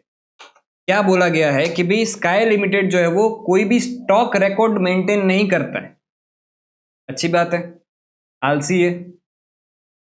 बट वो क्या करता है, a physical inventory of stock is made at the end of each quarter and the valuation is taken at cost. मतलब क्या, उसको जब भी स्टॉक की काउंटिंग करनी होती है क्वार्टर एंड में, वो क्या करता है, जाता है फिजिकली स्टॉक को काउंट करता है और स्टॉक का अमाउंट कैलकुलेट करके आ जाता है। इतनी चीज समझ में आ गई। तो हमारी स्टॉक की काउंटिंग जो भी हो रही है वो सारी ही फिजिकल काउंटिंग के बेसिस पे हो रही है। ठीक है। कंपनीज ईयर एंड्स ऑन 31 मार्च 2018। कंपनी का साल जो है खत्म हो रहा है 31 मार्च 2018 को। And their accounts have been prepared to that date. ठीक है। Stock valuation taken on 31 March 2018 was however misleading and you have been advised to value the closing stock as on 31 March 2018 with the stock figure as on 31 December 2017 and some other information available to you। मतलब क्या भाई, उनके किसी मुनीम ने जो है वो 31 मार्च को स्टॉक की काउंटिंग कर ली थी, बट उनके हिसाब से 31 मार्च का जो स्टॉक है वो गलत है। अब आपको चार्टर्ड अकाउंटेंट्स को जो है वो अपॉइंट किया जा रहा है, और आपसे पूछा जा रहा है कि हमें जो है वो 31 मार्च का सही स्टॉक कैलकुलेट करके दो। अब आपको जो स्टॉक का फिगर दिया जा रहा है वो स्टॉक का फिगर कौन से दिन का दिया जा रहा है, 31 दिसंबर का दिया जा रहा है। तो 31 दिसंबर का आपके पास जो है वो स्टॉक का फिगर है, और आपसे पूछा जा रहा है कि भाई 31 मार्च का स्टॉक हमें कैलकुलेट करके दो। कर लोगे आप, आराम से कर लेंगे। अच्छा, जब ये 31 मार्च का स्टॉक मुझे दिया जा रहा है तो 31 मार्च का भी स्टॉक मैंने कैसे काउंट किया होगा, वापिस याद दिलवा रहा हूं, हमने इसको भी फिजिकली काउंट किया होगा बेटा, फिजिकली। ठीक है सर, क्यों इतनी बार बोल रहे हो, अभी इंपॉर्टेंस पता चलेगा मैं ये क्यों इतनी बार बोल रहा हूं। ठीक है, अब the cost of stock on 31st December 2017 as shown by the inventory sheet was rupees 80,000। आपने 31 दिसंबर को फिजिकली स्टॉक काउंट किया और फिजिकली काउंटिंग के हिसाब से आपका स्टॉक जो निकल के आया वो 80,000 निकल के आया। तो सबसे पहली चीज तो मैं यहां पे ये रख देता हूं। अच्छा, पहले तो मुझे ये बताओ कि ये सीधा सीधा जाने वाला केस है कि भाई उल्टा आने वाला है। मुझे 31 दिसंबर का स्टॉक दिया गया है, 31 मार्च का कैलकुलेट करना है, तो ये सीधा जाने वाला है। सीधे जाने में अपने परचेज डायरेक्ट एक्सपेंस को ऐड करते हैं, सेल्स और कॉस्ट ऑफ गुड्स सोल्ड को माइनस करते हैं। ठीक है, तो स्टॉक एज ऑन 31 दिसंबर 2017 आपको दिया गया है, और ये कितना दिया गया है, तो 80,000 दिया गया है। ठीक है, एक सेकंड पानी पी लो।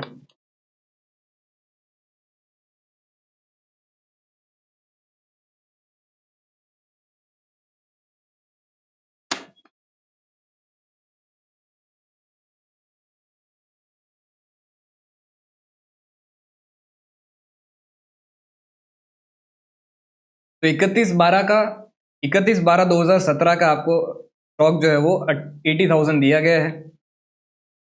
अब आगे क्या बोल रहे हैं, on 31 December stock sheet showed the following discrepancies. मतलब आप जो काउंटिंग कर रहे थे, फिजिकली काउंटिंग कर रहे थे, तब आप कुछ लिखते जा रहे थे, तो जो आप शीट बना रहे थे ना, उसमें कुछ गलतियां हो गई आपसे। क्या क्या गलतियां हुई? तो a page total of ₹5,000 had been carried to summary sheet as ₹6,000।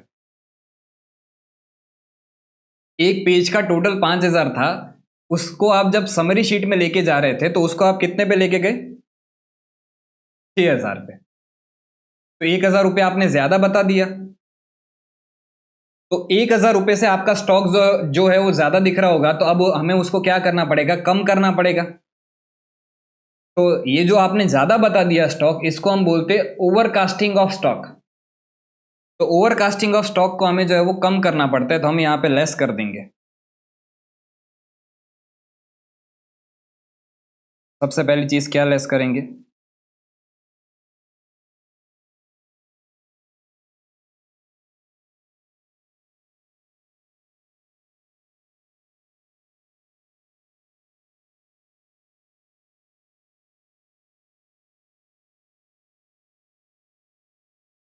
Overcasting of stock, और ये कितना आएगा? तो 6,000 माइनस 5,000। 1,000 आप यहाँ पे माइनस कर दोगे, ठीक है। उसके बाद the total of a page had been undercast by ₹200। एक पेज का टोटल आपने 200 रुपये से जो है वो कम बताया, अंडरकास्ट है। अगर कम बताया तो अब बढ़ा देंगे, तो उसको हम क्या करेंगे? ऐड करेंगे।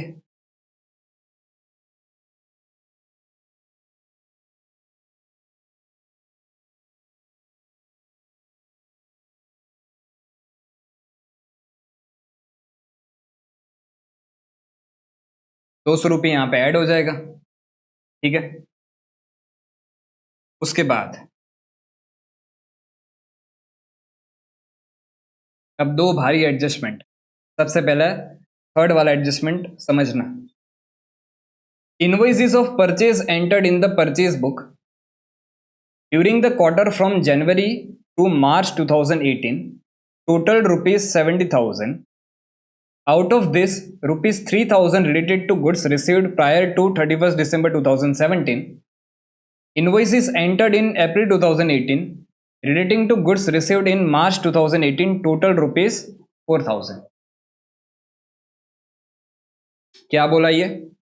मस्त डायग्राम बनाएंगे, अच्छे से समझेंगे इसको। तो जो थर्ड पॉइंट है परचेस का, उसका आपने जो है वो डायग्राम बना रहे हैं।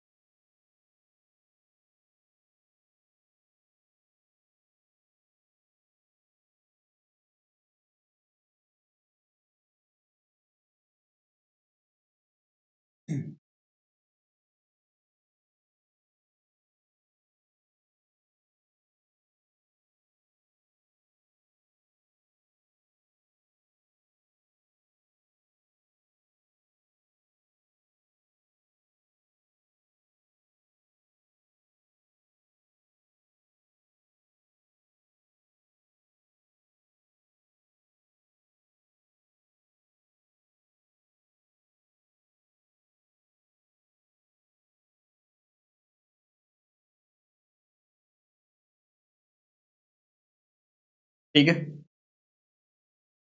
अब बोला क्या गया है समझना कि invoices of purchase entered in purchase book during the quarter from January to March 2018।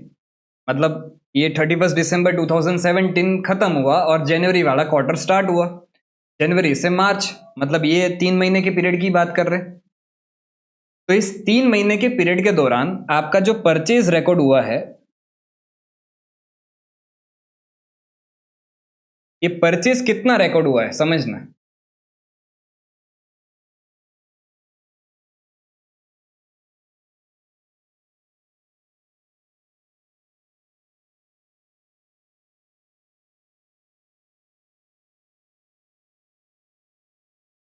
Purchase 70,000 का है, और ये जो परचेज है वो है, फिर लिख भी देता हूं मैं, एज पर इनवॉइसेस। ठीक है, तो परचेज बुक में आपका इनवॉइसेस के बेसिस पे 70,000 का परचेज हुआ था इस 3 मंथ के दौरान। हमें सीधा सीधा जाना है, तो सीधे सीधे जाते टाइम अपने परचेज को क्या करते हैं, ऐड करते हैं। पर क्या मैं ये 70,000 ऐड कर दूं सीधा? नहीं बेटा, ये 70,000 आप ऐड नहीं कर सकते। समझना क्या है इसमें, आउट ऑफ दिस, मतलब ये 70,000 की जो बात कर रहे हैं, out of this ₹3,000 related to goods received prior to 31 December 2017। मतलब क्या?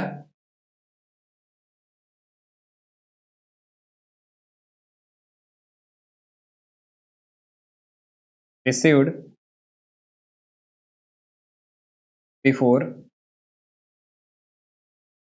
31/12/2017।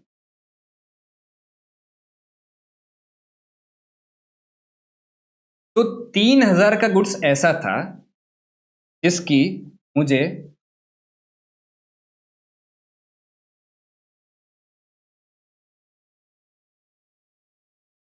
फिजिकल डिलीवरी जो है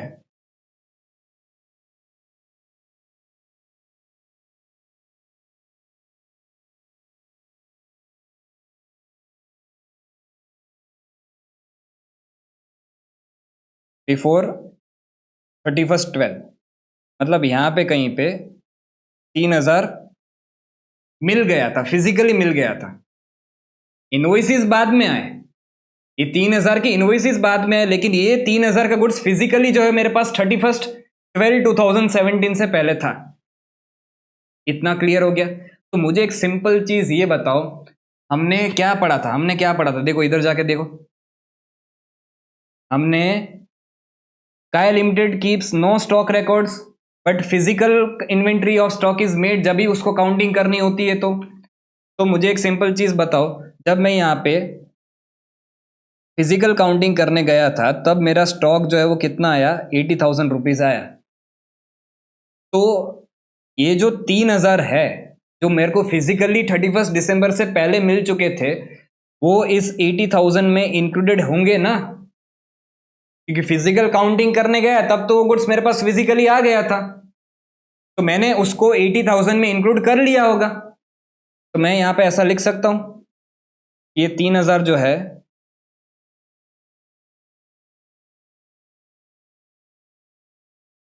इंक्लूडेड इन दिस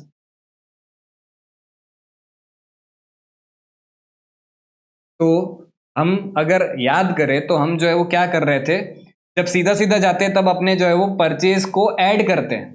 अगर मैं यहाँ पे 70,000 इनवॉइस के हिसाब से जो मेरा परचेज था, अगर 70,000 ऐड कर दूंगा तो 3,000 एक बार तो इधर आ गया है 80,000 में, दूसरी बार ये 70,000 में जो है वो 3,000 ऑलरेडी इंक्लूडेड है। ये 70,000 में भी, इनवॉइस में भी वो चीज इंक्लूडेड है, यहाँ पे 80,000 में भी इंक्लूडेड है। वापिस आप जो 3,000 को और ऐड करोगे तो डबल बार ऐड हो जाएगा। तो क्या करना है अब इसको, कि 70,000 के तो हमें परचेज के इनवॉइस मिले थे, बट 3,000 ऑलरेडी हमारा 80,000 में इंक्लूडेड है। तो अब हमें इस 3,000 को क्या करना पड़ेगा, अब हमें इस 3,000 को माइनस करना पड़ेगा। ठीक है, अब तो इसको मैं माइनस कर देता हूं।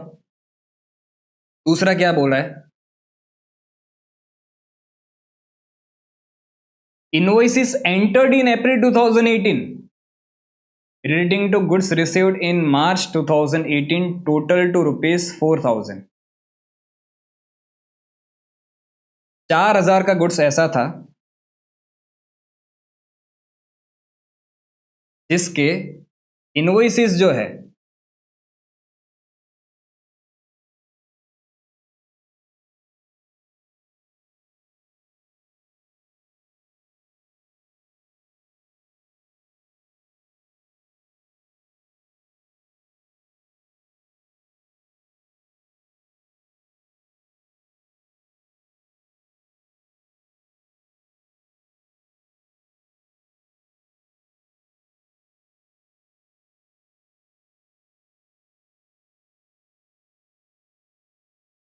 तो 4,000 का गुड्स ऐसा था जिसके इनवॉइसेस जो है वो कब मिले हमें, अप्रैल में मिले।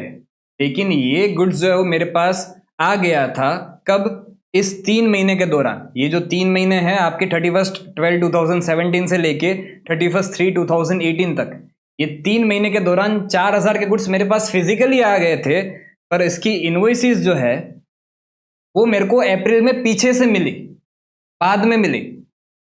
तो मुझे सिंपल चीज ये बताओ कि क्या ये 4,000 जो है वो इस 70,000 में इंक्लूडेड है क्या? क्या ये 4,000 इस 70,000 में इंक्लूडेड है?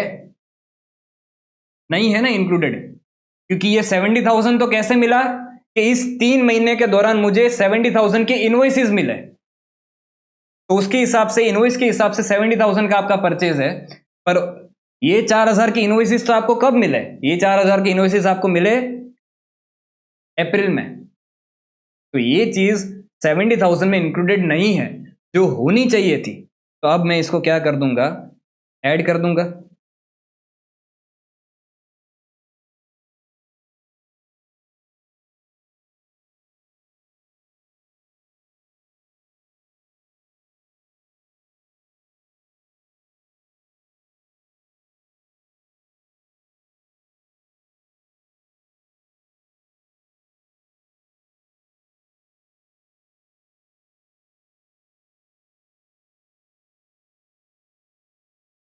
तो इनवॉइसेस जो मेरे को 31 मार्च के बाद मिले हैं, जो 70,000 में इंक्लूडेड नहीं है, पर गुड्स तो मेरे को मिल गया है, परचेज मेरा कंप्लीट हो गया है।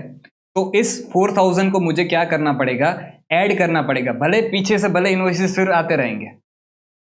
तो अब मुझे यहाँ पे परचेज मेरा नेट जो है वो कितना मिल जाएगा, नेट परचेज मेरा मिल जाएगा 70,000 माइनस 3,000 प्लस 4,000।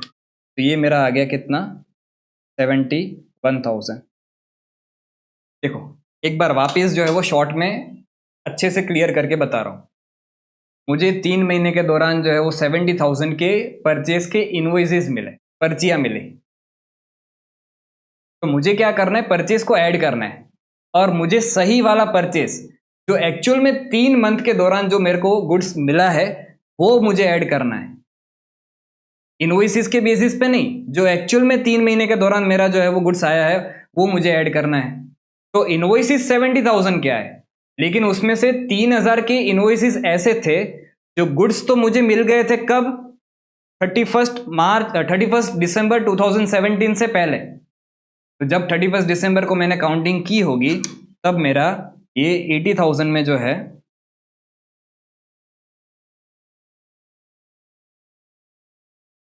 तब मेरा ये 80,000 में जो है 3,000 ऑलरेडी इंक्लूडेड होगा।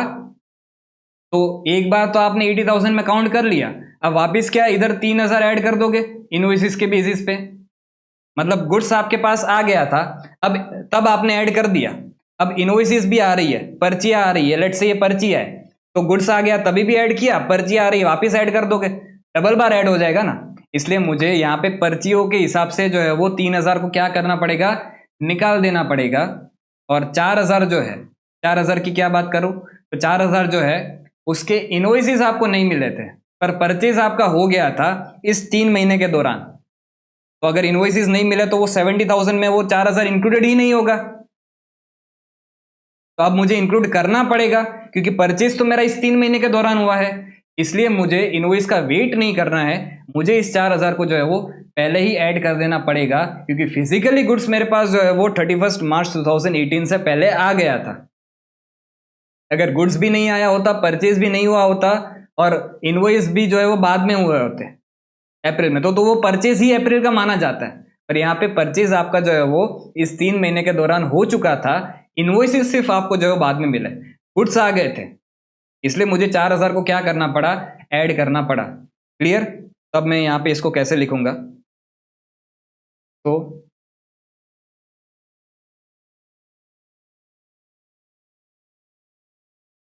Purchases as per working note 1 जो है मैं यहाँ पे ऐड करूंगा, तो यहाँ पे एक वर्किंग नोट बना लेते हैं।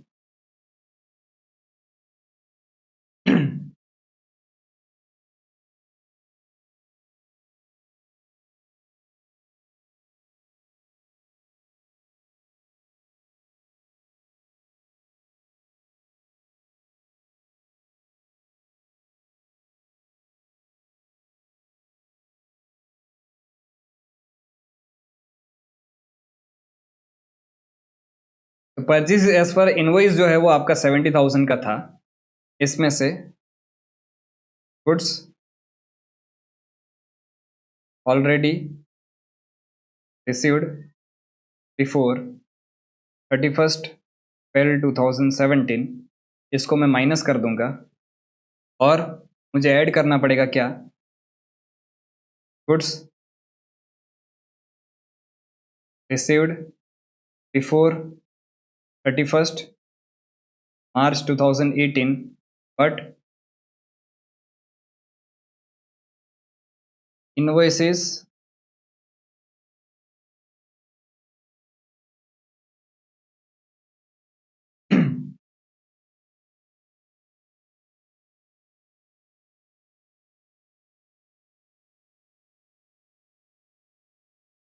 क्यों नहीं होता है?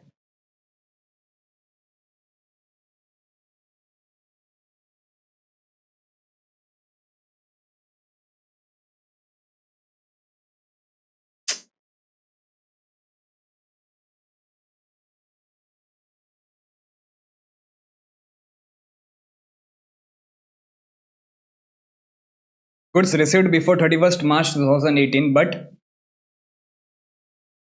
not included in invoices।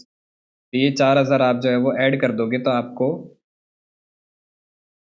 Net purchase मिल जाएगा। कितना? ये आपने कैलकुलेट किया था 71,000।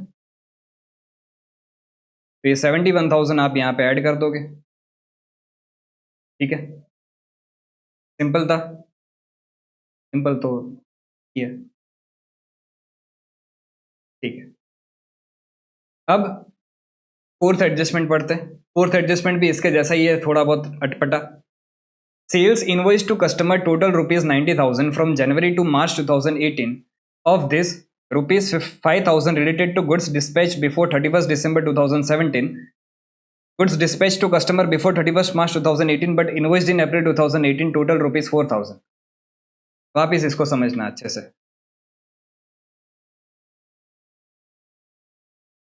Fourth point, sales.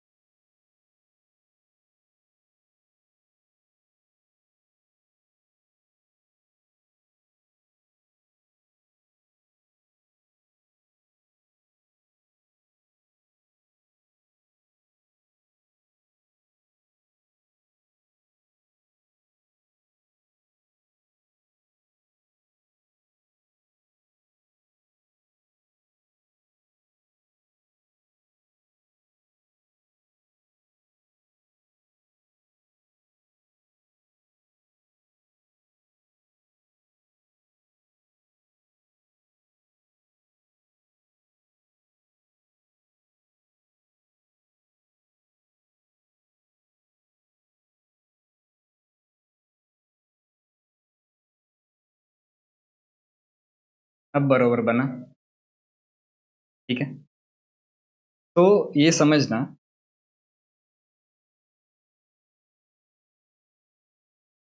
इस 3 मंथ के दौरान आपका सेल्स जो है वो कितना था। तो सेल्स आपका इस 3 मंथ के दौरान आपका 90,000 था और ये जो था एज पर इनवॉइसेस था।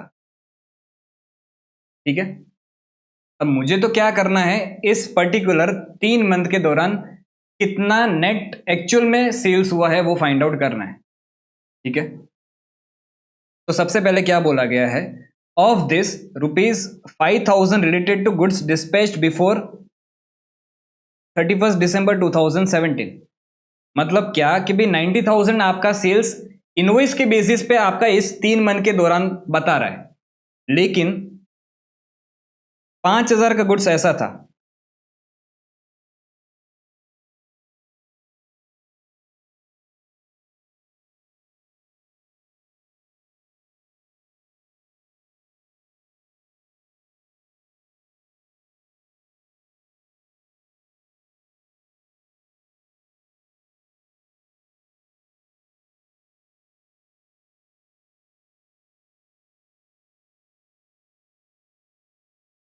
सॉफ्टवेयर भी बोल रहा है बस करो, थोड़ा बहुत चलता है। 5,000 का गुड्स ऐसा था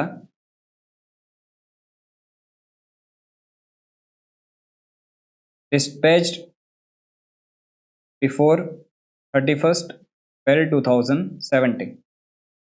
तो ये वाला जो गुड्स है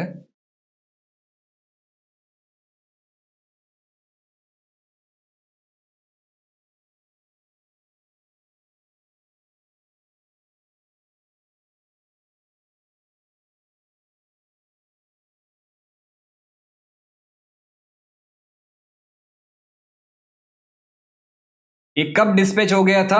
31 दिसंबर 2017 से पहले डिस्पैच हो गया था। मतलब ये सेल्स इस पर्टिकुलर 3 मंथ के पीरियड का नहीं है। इनवॉइसेस बाद में बने, बात ठीक है, बट ये जो है वो फिजिकल काउंटिंग करने आप अभी तो आप फिजिकल के बेसिस पे देख रहे हो, तो फिजिकली तो ये गुड्स जो है वो चला गया था कब?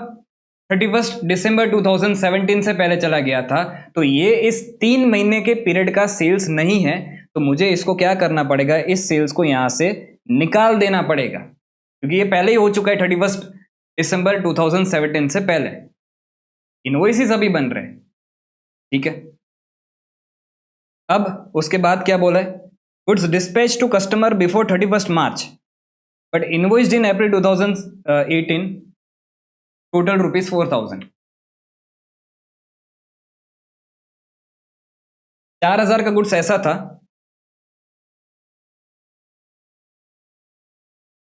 जिसको आपने डिस्पैच कर दिया था, मतलब सेल्स आपका इस 3 मंथ के पीरियड में हो गया था, लेकिन इनवॉइसेस इसकी कब बनी? इनवॉइसेस इसकी जो बनी, वो इनवॉइसेस इसकी बनी यहां पे।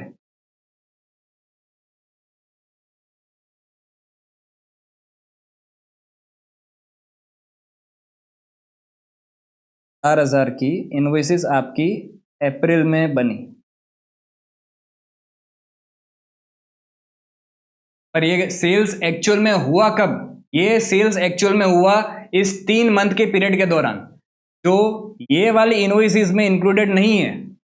तब मुझे इंक्लूड करना पड़ेगा, तो मैं ऐड कर दूंगा। तो ये चीज आपकी माइनस हुई थी, इसको अब ऐड कर देते। Sales not included in above invoices. तो ये करने के बाद आपका सेल्स जो है वो कितना मिलेगा आपको? 90,000 माइनस 5,000 प्लस 4,000, ये मिला 89,000।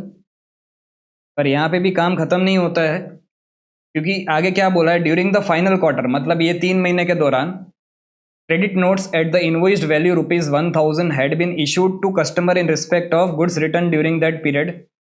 आपने इस 3 मंथ के दौरान क्रेडिट नोट बनाए हैं। क्रेडिट नोट कितने के बनाए हैं? क्रेडिट नोट कब बनते हैं वैसे? जब आपका सेल्स रिटर्न होता है तब आप क्रेडिट नोट बनाते हो, जब आप परचेज रिटर्न करते हो तब आप डेबिट नोट बनाते हो। तो 1,000 का आपका सेल्स रिटर्न हुआ था इस महीने के दौरान, इस 3 महीने के दौरान। तो यहां से मुझे क्या करना पड़ेगा? एक और चीज, सेल्स रिटर्न भी माइनस कर देना पड़ेगा, तब जाके मुझे सही सेल्स मिलेगा। कितना? 88,000। ये क्या है? मेरा नेट सेल्स है। क्लियर? तो अब इसको एक और वर्किंग नोट से बनाएंगे, यहां पे बना लेते हैं।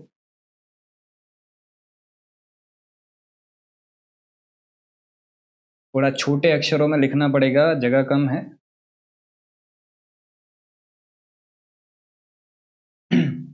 वैसे इस चीज को इधर भी लिख दे तो भी चलेगा, पर चलो वर्किंग नोट ही बनाते हैं। तो सेल्स एज पर इनवॉइसेस आपका कितना था? 90,000 था, ठीक है। इसमें आप ऐड कर माइनस करोगे क्या? जो डिस्पैच्ड बिफोर 31/12/2017 वो कितना था? 5,000 प्लस करोगे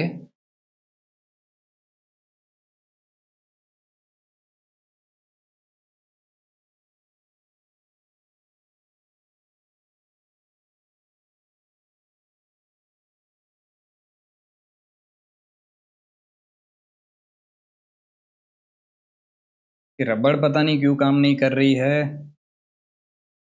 इरेज कर भाई, इरेज करने ही नहीं दे रहे।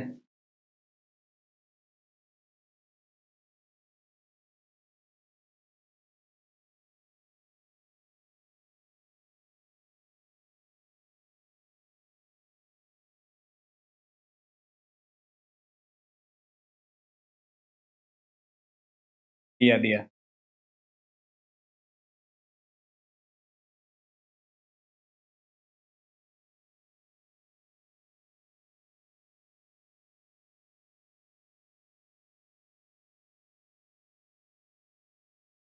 Sold during third quarter but invoiced in April. ये कितना है आपका? ये आपका है 4,000, ठीक है। अब इसमें से एक और चीज मुझे माइनस करनी पड़ेगी, क्या? सेल्स रिटर्न, जो आपका कितना था? 1,000।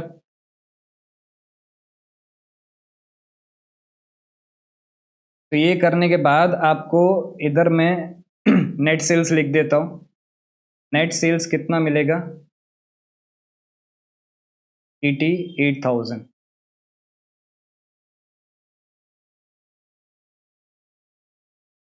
ठीक है। तो इधर तो मुझे क्या लिखना पड़ता है? क्या नेट सेल्स लिखता हूँ क्या? नहीं बेटा, यहाँ पे मैं लिखता हूँ क्या? Cost of goods sold. तो इधर मैं लिखूंगा नेट सेल्स। नेट सेल्स कितना आया आपका?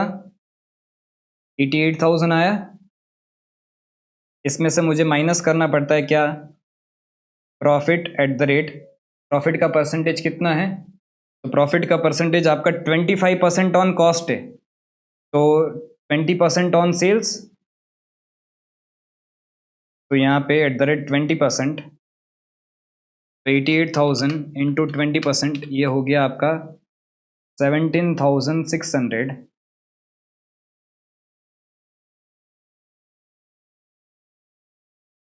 तो ये बाहर 70,400 में माइनस करूँगा। अब जाके मुझे मिलेगा क्या?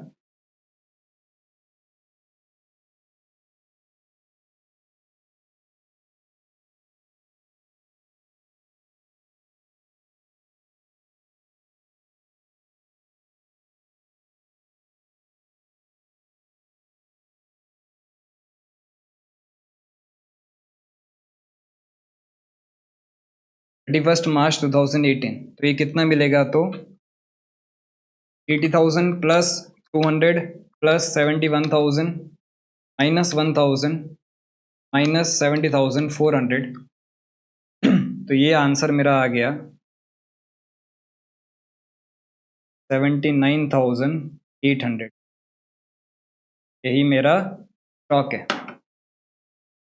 क्लियर?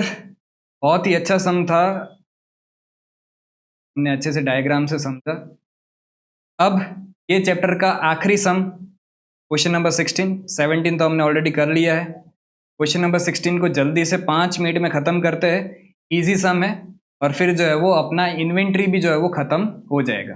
ठीक है, question number 16, Raj Limited prepare their accounts financial year ended 31st March 2019. Due to unavoidable circumstances, actual stock has been taken on 10th April. Actual stock बोला है, मतलब फिजिकल स्टॉक आपने काउंटिंग की कब? 10 अप्रैल 2019 को, when it was ascertained at ₹1,25,000।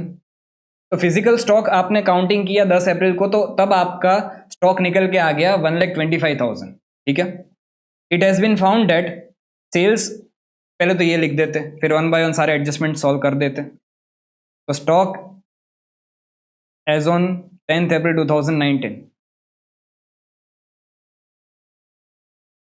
Stock as on 10th April 2019,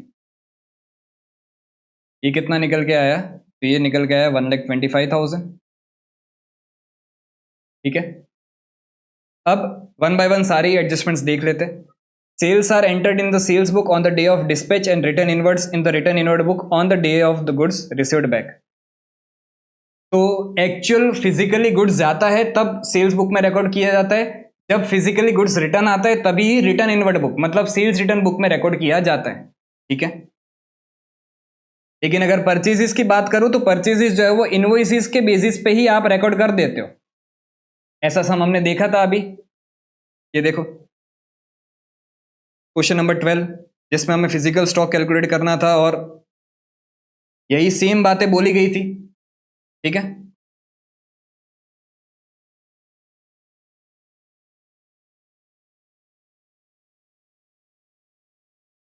अब sales between 1st April 2019 to 9th April 2019 amounting ₹20,000 as per sales day book. कोई रिटर्न तो नहीं है ना, वो एक बार देख लेते। तो कोई भी रिटर्न आपका जो है वो नहीं है। अच्छा, वैसे देखने जाए तो इंस्टीट्यूट को ये थोड़ा सा है ना, इंस्टीट्यूट ने जो सॉल्व किया है वो किसके बेसिस पे सॉल्व किया है कि एक्चुअल स्टॉक है, तो इंस्टीट्यूट ने ये माना है ये फिजिकल काउंटिंग उन्होंने की है, उसके बेसिस पे ये जो है वो इंस्टीट्यूट ने सॉल्यूशन दिया है। थोड़ा सा डिस्प्यूट है इसमें, पर ठीक है, अब उन्होंने जो किया है फिजिकल स्टॉक मान के ही किया है। और अगर आप देखोगे तो इंस्टीट्यूट की हेडिंग जो है ना, इंस्टीट्यूट की हेडिंग इसमें क्या थी कि कैलकुलेशन ऑफ फिजिकल स्टॉक। आप इसका आंसर देखना, ये कौन सा सम है? पास्ट पेपर मई 2019 का सम है। इसका अगर आप आंसर देखोगे तो इंस्टीट्यूट ने हेडिंग भी दी है कैलकुलेशन ऑफ फिजिकल स्टॉक, उसके बेसिस पे जो है वो ये सम सॉल्व किया गया है। इधर लिखा नहीं है उन्होंने, इधर लिख देना चाहिए था वैल्यू ऑफ स्टॉक की जगह पे, इधर लिख देना चाहिए था calculation of value of physical stock. पर उन्होंने जो सॉल्यूशन दिया है वो पूरा फिजिकल स्टॉक के हिसाब से दिया है, तो हम भी जो है उस हिसाब से ही सॉल्व करेंगे। ठीक है, तो सेल्स आपका जो है वो 20,000 का था, कुछ फ्री सैंपल्स डिस्ट्रीब्यूट किए उसको देख लेते बाद में, और परचेज आपका 10,000 का था, उसमें से 2,000 के गुड्स आपके नहीं मिले हैं। Invoices for goods amounting ₹20,000 were entered in. ठीक है, अब वन बाय वन सारे एडजस्टमेंट को देखते जाते हैं। सबसे पहले ये सीधा वाला केस है कि उल्टा वाला केस है? ये उल्टा जाने वाला केस है, जिसमें हम कॉस्ट ऑफ गुड्स सोल्ड को ऐड बैक करते थे, परचेज को माइनस करते थे। ठीक है, तो यहाँ पे आप ऐड करोगे सबसे पहले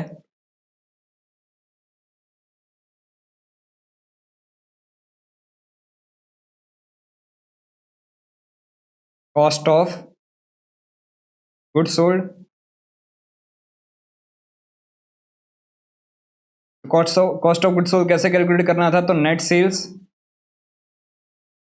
नेट सेल्स कितना था आपका इस दौरान? सेल्स आपका था 20,000 का, और माइनस आप करते थे क्या? प्रॉफिट। अब प्रॉफिट का परसेंटेज कितना है? तो प्रॉफिट का परसेंटेज आपका है 25% ऑन कॉस्ट, तो 20% on sales, at the rate 20%, 20,000 into 20%, तो ये 4,000 आप यहाँ से माइनस कर दोगे तो इधर बचेगा कितना? 16,000, जिसको आप ऐड बैक कर दोगे। नेक्स्ट ट्रांजेक्शन आपको क्या बोल रहा है free samples for business promotion issued during 1 April 2019 to 9 April 2019 amounting ₹4,000 at cost. अब यहाँ पे ध्यान रखना, इस 9 दिन के दौरान जितना भी गुड्स आपका गया है उसको आपको एड बैक करना होता है। तो 4,000 को भी आप जो है वो क्या करोगे, एड बैक करोगे।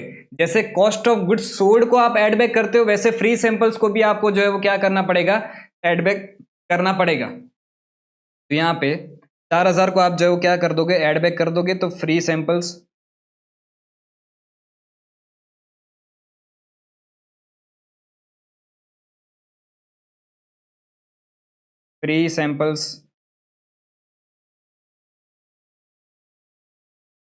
डिस्ट्रीब्यूटेड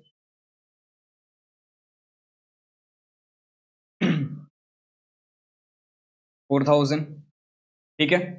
उसके बाद नेक्स्ट ट्रांजेक्शन क्या बोल रहे हैं, purchase during 1 April 2019 to 9 April amounting ₹10,000 but goods amounts to ₹2,000 not receive till the date of stock taking. अब यहां पे ध्यान से समझना है इस चीज को।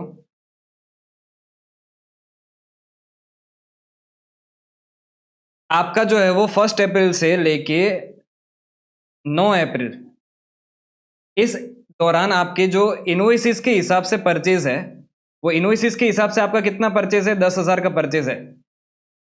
लेकिन इसमें से आपको 2,000 के गुड्स ऐसे हैं जो फिजिकली अवेलेबल हुए ही नहीं है किस दिन पे, ये 9 तारीख तक। तो मुझे तो एक सिंपल चीज बताओ कि इस दिन हमने जो है वो फिजिकल स्टॉक कैलकुलेट किया था 9 तारीख को, मतलब 10 तारीख को आपका फिजिकल स्टॉक जो है वो 1,25,000 था। अब परचेज को हम क्यों माइनस करते हैं, क्योंकि ये गुड्स इस बीच के दौरान आपका आया है। 10,000 के तो इनवॉइसेस आए हैं, फिजिकल गुड्स तो कितने आए हैं, फिजिकल गुड्स सिर्फ आपके 8,000 के ही आए हैं। 2,000 आपको फिजिकली इस दिन अवेलेबल ही नहीं थे 9 तारीख को। तो जो चीज 9 तारीख को आपने इंक्लूड ही नहीं की है उसको माइनस क्यों करोगे। तो यहां पे परचेज जो मेरा माइनस होगा, यहां पे लेस जो है वो मैं परचेज करूंगा। ये परचेज कितना है, तो परचेज मेरा है 10,000 का, बट इसमें से मैं एक चीज माइनस कर दूंगा, गुड्स फिजिकली नॉट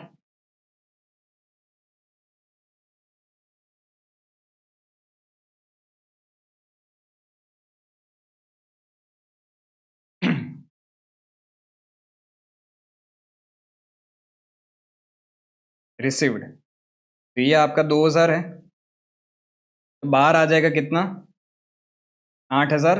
और 8,000 को जो है वो आप क्या करोगे, माइनस कर दोगे, ठीक है। नेक्स्ट क्या है, तो invoices of goods purchase amounting to ₹20,000 were entered in 20th March but the goods were not included in stock.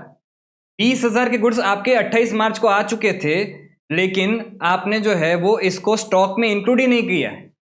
अब 20,000 के गुड्स आपके आ गए हैं, स्टॉक में इंक्लूड नहीं किया है, तो अब कर देंगे स्टॉक में इंक्लूड। तो 20,000 को मुझे जो है वो क्या करना पड़ेगा, ऐड कर देना पड़ेगा। तो ये एक पॉइंट हो गया, ये एक पॉइंट हो गया।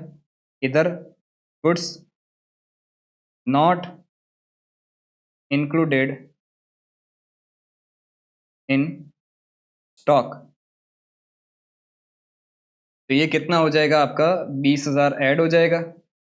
तो ये करने के बाद आपको जो है वो वैल्यू ऑफ क्लोजिंग स्टॉक मिल जाएगा।